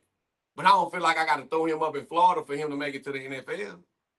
To be honest with y'all, I'm going to give y'all some free game. Both of my uncles was in the NFL. Kamari granddaddy was in the NFL. Money granddaddy was in the NFL. Kamari granddaddy was in the NFL. He has bloodline in the NFL all around him. And let me just say this. I don't feel like you putting that pressure on your kid is going to sending him up there to Florida is going to determine whether he go to the NFL or not. It's going to determine if he go D1 or not. Is it an opportunity maybe for y'all? It might be an opportunity. But I'm going to tell you this, and I'm going to say this. Listen to me. It's about who the fuck you know. When you get to college, when you get to college and shit, in the NFL and shit, bro, it's about who the fuck you know that can get you through them doors, too. My uncle got my other uncle through the door. Hey, you think George Kittle? Cousins down there got his brother and them through the door, and his other brother called and said, Coach, I got another brother down there in Vernon, Texas, Wichita Falls. I got another wherever, you know what I'm saying? Like, it's about who you know, your connections too. You get what I'm saying? So if you're not building connections on the way, this weekend, I met y'all out there chasing this. I met the bro, some of it be penitentiary thinking though, bro. No, it's just regular. This weekend I met the recruiter for Denver, Colorado. Fuck, messed me up. He came down there at the Cowboy Stadium, introduced himself, and he was like, I'm the recruiter for Denver, Colorado. I'm the recruiter from DeSoto and Duncanville. I like your son. Woo, woo. And it was just a connection. I wasn't in no top select ass. I wasn't in Florida. You get what I'm saying? It's just about what you know, who you know, and where you at. You get what I'm saying? And I think we forget that sometimes. I think a lot of us, we just don't know the game, Humphrey. Just like right now, you at Prestonwood. How did you get to Prestonwood? How did you get to Prestonwood? From filming Gridiron, and I was just in a different group of people, and I got to build relationships. So did they see kids went over there. So did you get to Prestonwood? Did you get to Prestonwood by going to Florida? Nah. I'm gonna be honest. We got to Preston. To be honest, Dre's highlights, most of Dre's highlights are from last season. So people being able to see was he in Texas Sport? He was in Big 12. And he played on Grindhouse. So most of the people. So he wasn't on the hold on. So he wasn't on the number one team. He wasn't in Texas Sport, and he wasn't in battle. No. And your baby got a full ride at Prestonwood, if we can say that allegedly. I don't want to put none of that, but allegedly he has a full ride at a top private school. Yeah, because it's more about the relationship. See, I'm gonna be honest with you. The reason I started bringing Dre to all the events that I was at is because I knew he was popular in the southern sector, but I knew if I wanted to get NIL deals, if I wanted to get him sponsored, if I wanted to get him paid, he needed. Hold on, we giving these niggas too much game. Stop. We cutting the show. We can't give these niggas a game. Stop. And I knew I had to get them. No, you got to get them in front of people who have who own companies that's giving out NIL deals. Stop. We gotta let these niggas keep going to Florida. That's why we got a motherfucking meeting Thursday. What's today? We got a meeting Thursday with the Denver, Colorado guy. So what I'm saying is this: let the niggas keep thinking like niggas. Quit, y'all. We gotta stop thinking like niggas, man. Cam Newton don't give a fuck about y'all, man. And shout out to Cam Newton for everything he did, man. That man ain't finna come get your baby and say, it's just, bro, Georgia got so much talent and so much shit going on up there. That's where he fuck with. Bro, y'all gotta open up y'all own doors, man. That's the only thing I'm telling y'all. I'm not hating. I'm saying learn to open up the doors around you right here in the city. Or hey, look at the kids. Look at the kids getting money. And this is what trips me out all the time. So a lot of parents are pushing this battle shit because they want their kids to get the attention. They want the exposure. They want the NIL deals. They want the money. They want their kid to get money like Baby Gronk, right? Baby Gronk ain't ever played in Texas sports. Baby Gronk played over in the Plano League and the Allen League. All the kids that are getting money, even if we say Nigerian Nightmare. Hey, look, hold on. Do Ballhawk do shout out to Ball got all he got all that shit from the Allen League. That's the same league the Prestonwood playing in this year. He got all them sponsorship deals. I'm giving y'all game that I really never wanted to give y'all, bro. because Or I know even the some niggas kids, gonna argue. who go viral. Look at Joe White's son. Joe White's son went viral with USA Flag. That was his first tournament. Joe White's son went out to one USA Flag tournament, met AJ Green, and went viral and had like 200 million views on a video that's on YouTube, still getting views now. I So mean, that's what all the kids. Trey, think about Trey get most of Think his about endorsement Trey. deals from baseball. But I'm saying Trey not in Texas Sports. Yeah, he not. Like He not in all the Texas. kids that we see, and I'm giving y'all free game, and I never tell y'all this shit again. I hope y'all missed this episode, cause like the white people say, let the niggas continue. No offense, no racist, but let the niggas continue to be dumb. You know what I'm saying? Niggas gonna do nigga shit. But at the end of the day, and excuse my language, cause I'm monetized now. But what I'm saying to y'all is this, bro. It's cool throwing the kids in the fire, making them go to boot camp, toughening them up, doing all this. But if you're doing all of this and you're not getting him the right exposure or giving her the right exposure, you're doing it for the wrong reasons, bro. Name me one kid right now that went to preseason battle. They got a contract. I know Killer Cam did. Killer Cam got his second NFL commercial. He playing in Big Youth this season. And he got all that connection. Killer Cam got his contract with the NFL through playing in Gridiron.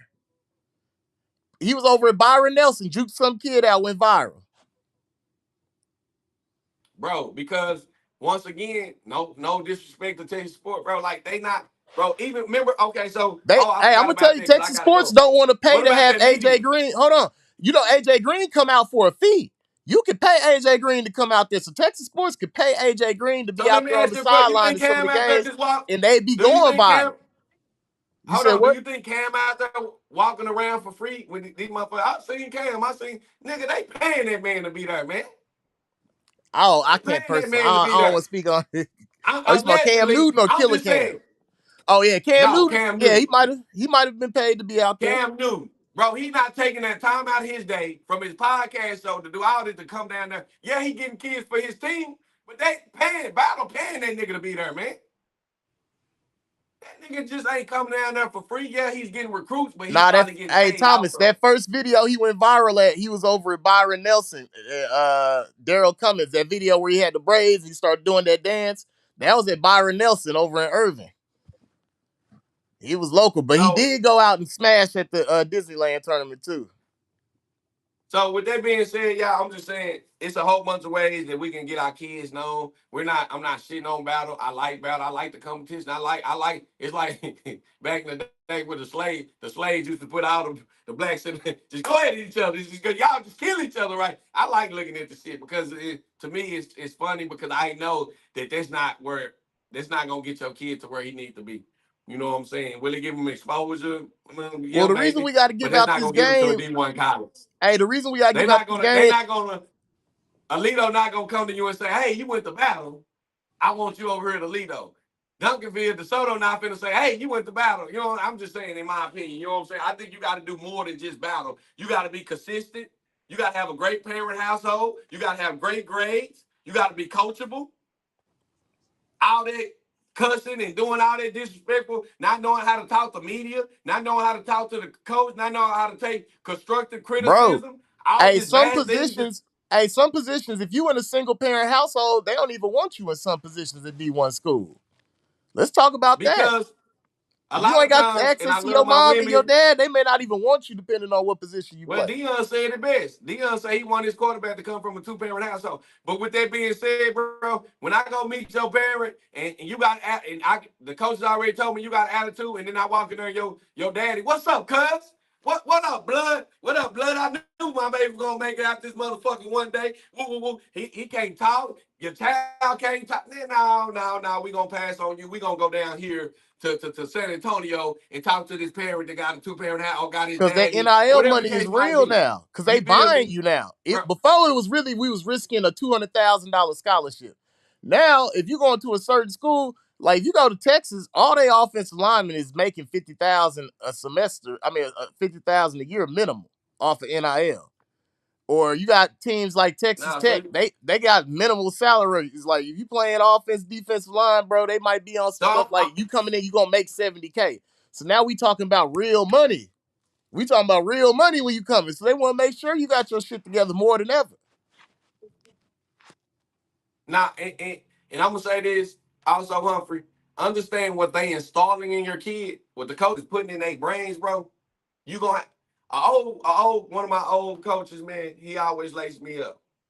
You teaching your kid one thing, respect and how to act out in public, but be a dog, a killer on the field is one thing. On the field, I teach my son, we don't care about no feelings, none of that. We headhunters. We gorillas. You get what I'm saying? But he know how to say yes, sir, no, sir. He know how to carry himself. You get what I'm saying? So if you teaching one thing and you got an irresponsible coach that's teaching your kids to say, bitch ass nigga, fuck you, hoe, woo, woo, woo, nigga, we with the smoke. And then when you come home, you got to reteach that to say, hey, don't say that like that. Or you got to reteach that, bro, you basically letting people get hold of your kids that shouldn't be teaching them that type of thing. So now you got to counter the message. They countering your message. You got a message for your kids, and you letting them teach something else that's going against the message you teach to your own kids. I feel like the African Americans think that we have to be gang. What up, cuz? Southside Ag Land, woo, woo, woo. This how we gotta move on the football field, goddamn me, just to be killers. No, nigga, that's not how sports work, nigga. You allowed to have a punk on the football field, and this nigga is a killer. And you don't even know he a punk. Yep. That ain't how life work. You ain't gotta be gang, Southside. What up, cuz? Nah, you ain't gotta be that to be a killer on the football field. African Americans, black men, stop teaching our kids that. That you gotta be a gangster to be a dog on the field. That's another reason why a lot of y'all need to get y'all kids away from this so-called select shit. And just I worked hard to get my family out the hood for a nigga to teach him how to be hood.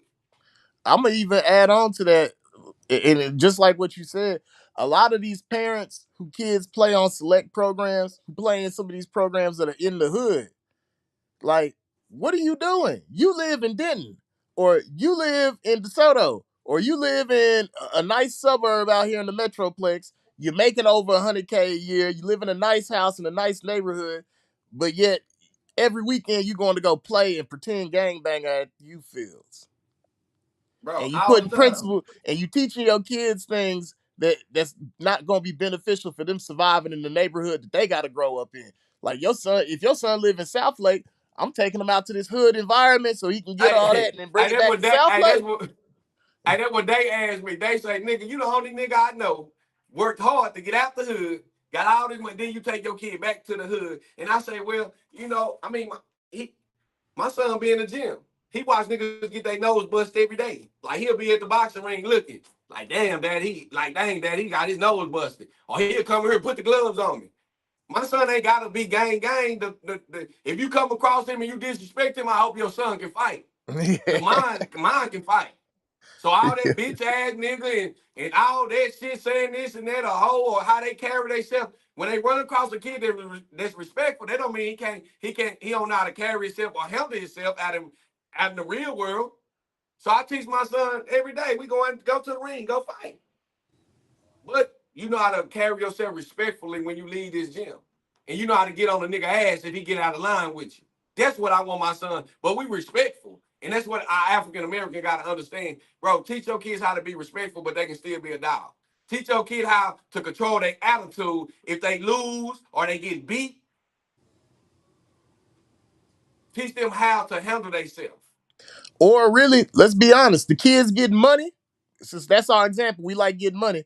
Baby Gronk, one of the most respectful kids I never met. Respect. Njoku, one of the most respectful kids I never met. Man. Killer Cam, one of the most respectful kids I ever met. Hardy, boy, if Hardy's son didn't look like him, you wouldn't know them two go together.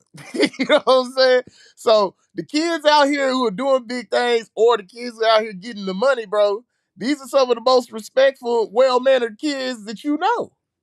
So then what are we doing? Our Hawk was so animal, bro. I want to take him home. I want to say, can I adopt him? Like, come hang out with my kids for a while. Bro, he was just, I would like leave him with my kids. You ever been around kids, you'd be like, yeah, he can be around my kids. Like, yep. You could look at his parent, his mama, his daddy. Bro, Bro, I salute Ball Hawk, mama and daddy, bro. They could call me anytime. I would do anything for Ball Hawk. I'd do anything for Dakota. I'd do anything. Yep. Dakota was so sweet. Dakota. Well, man, I don't know about what Dakota. Man, I see that little girl, my heart just boom. Cause she's so, man, she was the sweetest thing I ever seen. Then started rapping. These kids, bro, they know how to act. Baby Grunt, well-mannered. He's just a killer on the field. And that's what it's going to take to get to the big leagues. And that's all I'm saying. Let's work together. We're not labeling. We're not labeling people. Well, hold on. We're not labeling people in the hood. What we saying is a lot of the rah-rah, a lot of the things that you got going on in the hood is being done by suburban people. That's what we're saying.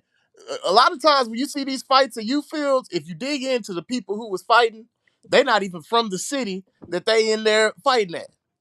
Or that incident that went on 2 years ago with Coach Mike, man, the dude who committed that crime, he was not from Lancaster. He was not from Lancaster.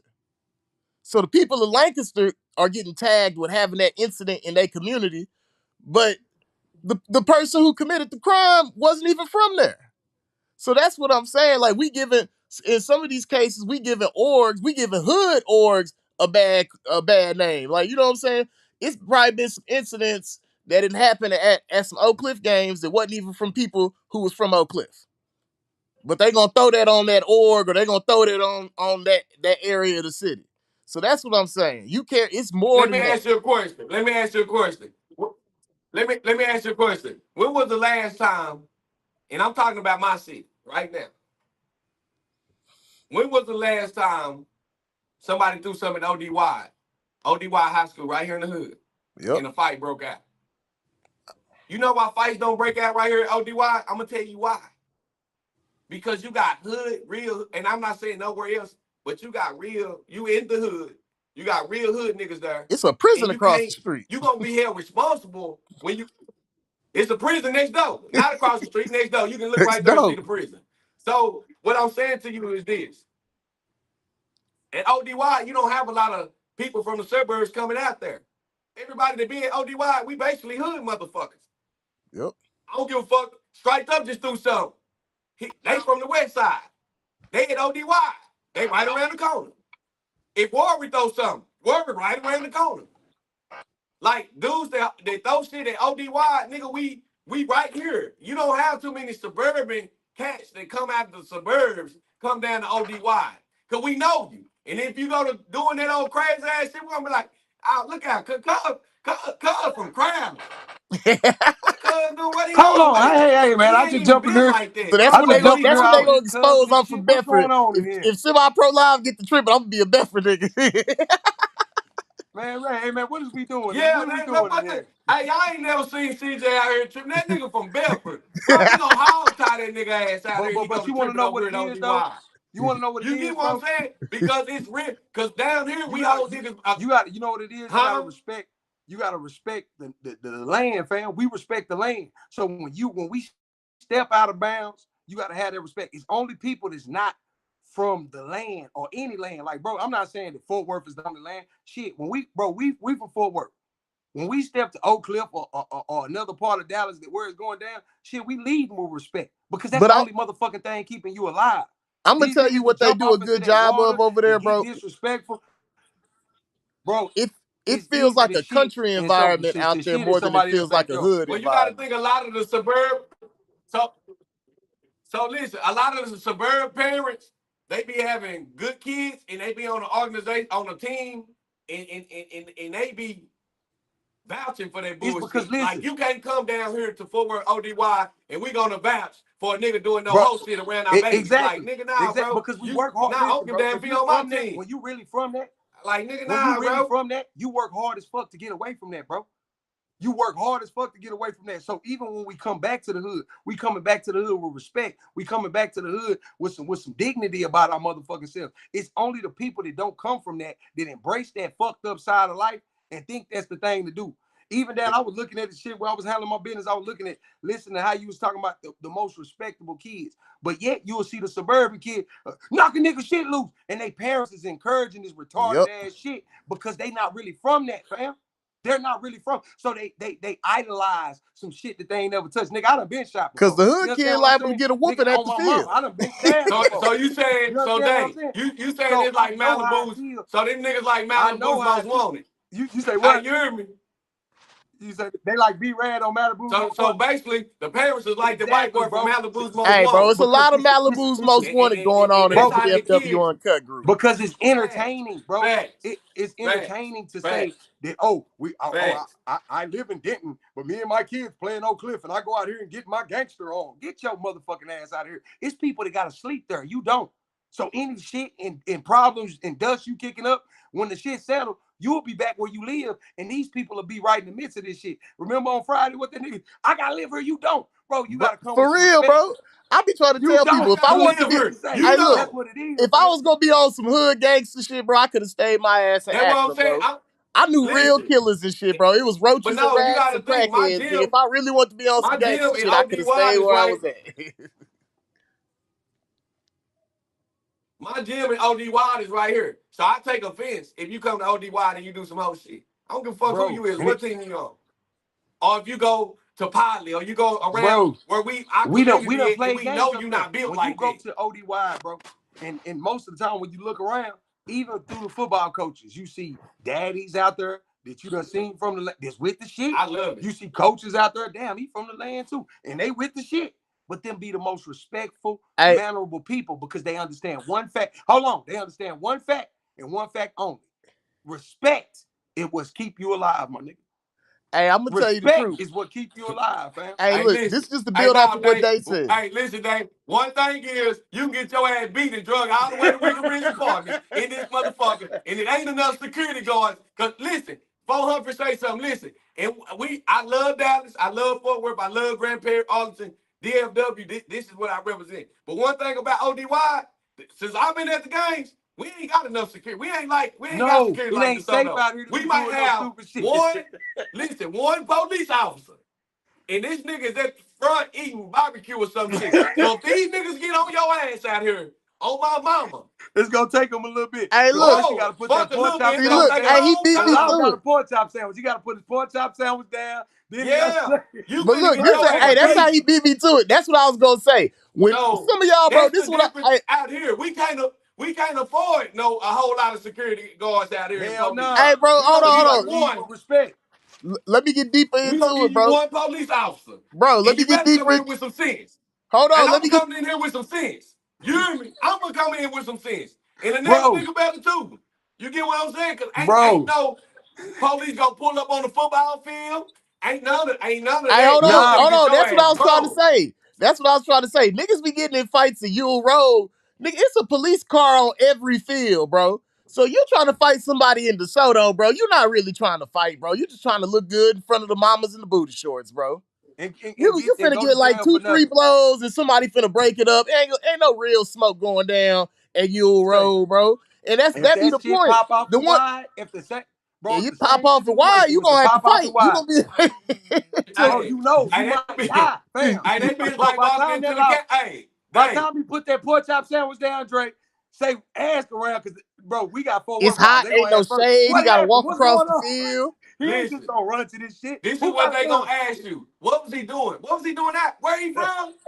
That's why I say, for us, it's uncomfortable for us when we go to DeSoto because we going into a whole nother. You don't see too many people come down here to ODY to our shit, the king of Texas. Like Warren said, you don't see niggas coming down here to Fort Worth like that. And I'm not being biased. I'm just saying because when you come down here, we don't have a lot of police. So you just got to be respectful, bro. You have to be respectful, and that includes my ass. Everything depends on respect. Whether you get your ass drugged, it ain't gonna be no one-on-one. A nigga gonna jump the shit out you out here. So you just gotta be respectful. So, excuse me, my bad. Oh, okay, be bro. Yeah, your son playing, my son playing too. Shit, good game. That's how shit gotta be. You know what, bro? You know what I'm saying? Just even with the game of football. We gonna whoop your motherfucking ass. We on y'all ass. We can back and forth within boundaries. But when the shit get the bitch ass nigga and hoe ass nigga, and Oh, no. I whoop your ass or your son ain't shit. Oh, now you talking death talk. See, bro, you can't do that shit. See, it be motherfuckers, it be these grown motherfuckers that make shit dangerous for these babies. Because you don't who are you to say, oh, we're in a little league football game. I can call you a bitch and you ain't supposed to do nothing. Nigga, are you insane? You know what I'm saying? It's them fucked up mentalities that being a man is you being able to abuse me and me do nothing. Fuck that, bro. As a man, we all should have morals, guidelines, and standards and shit that we ain't finna motherfucking do. We gotta have a code of honor. When we step on this football field, the football banter is cool. The back and forth, we gonna kick your ass. Oh, you ain't shit over there. Woo, woo, woo, woo. That's cool. But once that's cool. Once all that shit get to coming out, this beyond football. Once you call me a bitch ass nigga, this is beyond football. You must know. You must know my mama or something. Hey, bro, I be like, these Tarrant County niggas, I might see a nigga at the grocery store and shit. You know what I'm saying? Like, when you in Texas sports, you might be playing a nigga from Houston. You know what I'm saying? You might not have to see that nigga again, bro. I liable to be Albertsons nigga behind me and shit. Nah, for real, bro. You don't know when you gonna see that, bro. And that's life, bro. So when we as men, when we on this fit, and I know it's like I said, football is a primal ass sport. So your adrenaline be pumping, you be worked up, hell, and sometimes you be really in the zone, like, man, fuck that team over there. And really it ain't fuck that team over there. Because when the clock run out, you realize the shit. It wasn't nothing. You know what I'm saying? Oh, man, I ain't worried about them, man. Let's get back to football. Long as we keep it. Like I said, it be a lot. Listen, because I had to click out. Listen, it be a lot of disrespectful shit going, like, because that's what we call, in jail, you call that, you calling the police. Then you see 20 police out here, a cry for help. That's what a cry for help. Yeah. You see how they really whole ass nigga. Come on, whole ass nigga, let's go. You no, at ODY, your ass is fucked. You ain't attracting the police. You attracting some niggas that want to jump in. You hear me? Bro, what that nigga say? Oh, they fighting over there. On Agland G, what that nigga bro, talk about? How many sides? I used to see a bunch of niggas running over there now. Say, the best thing to do would be like, cause you gotta talk in your calm voice and ODY. How many silent thumps you done seen? Them be the hardest fights. Nigga, meet me under the TV. Bring your bitch ass over here. Let's go behind these bleachers. Ain't nobody. Hey, time out, bro. Hold on. I think it was only one fight I never seen at ODY, bro. I think they went out to the parking lot and fought and then came back, bro. I seen both the niggas come back to the game after the fight, though. Bro, if you come whisper to me. And then the crazy part, if you got if you got Coach Pat, or if you got an old nigga there, on my mama, y'all squash that, y'all handle that. And then it's cool, bro. Like it's that back in the day shit. Go on away from these kids to go out there and fight and get y'all shit together, bro. And go on back to this month. But you know, like, hey, listen, this is when it's serious though, fam. When the whispering come in, when you see two niggas angrily whispering, that's when it's a real fucking problem. Bring your bitch ass outside. I bet your whole ass won't come to the park. Come on, nigga, let's go right now. Let's go. And they ain't causing no I'll be back. I'm gonna go pick money up. Somebody's finna get their ass punished. That's the scariest sound to me. I had a fight with a ref. Hey, listen, on my mama, I had a fight with a ref behind the concession stand. I swear to God. And we went back. That's why I say, bro, I ain't tough by a long shot. Right hand the guy. Me and that nigga went behind the concession stand. We're going in it. I'm talking about we going in it. Then we come back at halftime and we finish the game. Swear to God, right hand the guy on both bro, of my that's what it's about. I say, bring your bitch ass. Hey, I called that referee out. I didn't think he was gonna come. Oh, that nigga came. You hear me? Hey, you know how you call a referee? I was like, bitch, that's a hoe ass call. He say, what? I ain't no motherfucking hoe. I say, come on around here. So I'm thinking, see, nigga, at this point, I'm just telling him, come on around here. That nigga took that invite. You hear me? At this time, it wasn't no turning down, no fade. At this particular time, I had to fight. You ever had to fight? You know what I'm saying? Man. So, the nigga fought hard in the motherfucking day. Hold on, let me ask you something, though. Let me ask you one question, Drake. When he came and he whispered it to you, it let you know the shit was real. I knew it was real. It was real. And getting attention, now, he say, who you call a hoe? Well, I'm telling you, that whisper be a bad motherfucker. Hey, look, Dave, the nigga say, he say, you think because I got on this shirt, hey, say, we're not going to talk about the basketball game. I was technically involved in that. Say, listen, I say, at this point in day, I say, damn. I say, at this point, I didn't call him a hoe, so I can't back out. You know what I'm saying? I'm telling I swear on God, I'm telling the truth. So he was like, I say, bring your bitch ass around. He say, I'm coming. I say, God damn, okay, now this nigga might can fight. Then we went around that motherfucker. We fought hard in the motherfucker. Now listen, this the kicker part, y'all. Remind you, ain't nobody there to break it up. So we either fighting until we get tired, or you got a real fight. Cause now at this point, I'm like, you know, both of y'all out of breath. Both of y'all out of breath like a mother. My shirt ripped down here like this, and I'm going back around there with the kids. I'm gonna tell y'all the cold part. Listen, y'all. Hey, hey, don't nobody say this shit. Listen, I was coaching for the school, right here in the guy. I was coaching for the school. I was coaching the kids at the school, bro. I swear on both of my sons, like, bro, I walk around in my shirt like this, his shirt ripped down, and we looking at each other like, and he like, we got it on, and he finished and I finished. I didn't have a whole bunch of tough things happen to me, my youth. I don't want that shit to happen. And that's why I respect everybody. They taught me, bro, don't disrespect the ref. Hey, just because he got on a striped shirt don't make him a hoe. That's just my thing. I mean, when Rob Washington say the day that I go to jail or get into altercation behind some words is the day that I quit. And I respect that, bro. Black man, I respect you. I respect you, black man. But it's just certain fucking words that men just don't say to men. I called him a hoe. Say, I did what you said, now, though. Listen, now we can go, like I said, as long as we keep it football banter, I can deal with it. But when we go to hoe ass niggas and bitch ass niggas and what I do, especially if you bring my kids into it, we just gonna have to take this.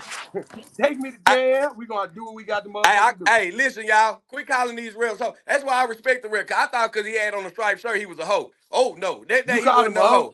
You hear me? That hoe, that ref fought hard in the motherfucker. Was he a striped up ref? He might have been one of them striped up fellas. I don't know if he was striped up or striped down, but hey, he earned the stripe that night. You hear me? Hey, he earned the stripe that day. After that day, I looked at referees different. Totally different.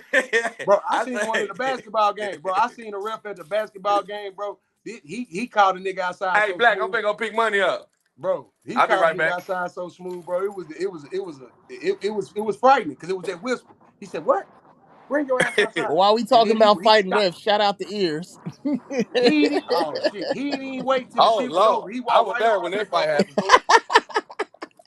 I was still in semi-pro with that shit. No, I had just moved into youth sports. Nigga, I'm looking at this on the internet. I was like, nigga, is this ears? Hey, the referees too, man. Respect the referees, man. The referees ain't no hoes. They just got a job to do, man. I don't get in your feeling calling them bitches and hoes, because one of them might say, bring your bitch ass to the back. And then at that point, you got to fight. I hope you can fight. And I hope your girl ain't out there, because you sure can't get your ass put while your girl out there. You ain't rep fuck ass, your girl. You bitch. can't get your don't ass come in here with that shit. Nigga, hell nah. If you try to fight me and Dre there, I'm fighting hard than a bitch. Nigga, I ain't taking no L's. Money won't ever respect me. No, oh no. Somebody gotta. This nigga Dre gonna be like 6'7". I gotta make him believe I can whoop his ass even after I can't, nigga. Hey, they referee say, who you calling the hoe? I never. But nah, man, this is the Free Game Podcast, man. I need y'all to keep tapping in. We're going to keep giving it live and raw. And we ain't got no size. Also, shout out to Steve, Coach G, man. I hope they get this shit together, my nigga. I hope Steve continue to build this shit up, man. And shit, y'all work that shit out, man. And let's get these kids in some good football this year, man. Hold on, before we tag out, man, we got to show some love to our new official jersey provider of Free Game Podcast. Oh, yeah, we got another bag. Oh, we got another bag. Legit we athletic brand. So, we got a special sir. coming up. We got a special coming up for, what is it? We got a special coming up for breast cancer awareness, where I know you guys need to go get your pink jerseys, man. So let me go ahead and give y'all the prices, man. We got full jerseys, tops and bottoms for, let me see, $59. Excuse me, $55 for full jerseys, top and bottom supplement. If you want stitched jerseys, it's only $59 to have them stitched. And that is with pads in the jerseys as well, man. So give us a call. They do jerseys, socks, t-shirts, windbreakers, pretty much everything that you could need as a team athletically. You can contact us the rest. If you have a vision for something that you want to make, they're very creative over there, based out of California, and they've got a 14-day turnaround. So they're one of the quickest in the business. Don't wait till the last minute. October is coming up.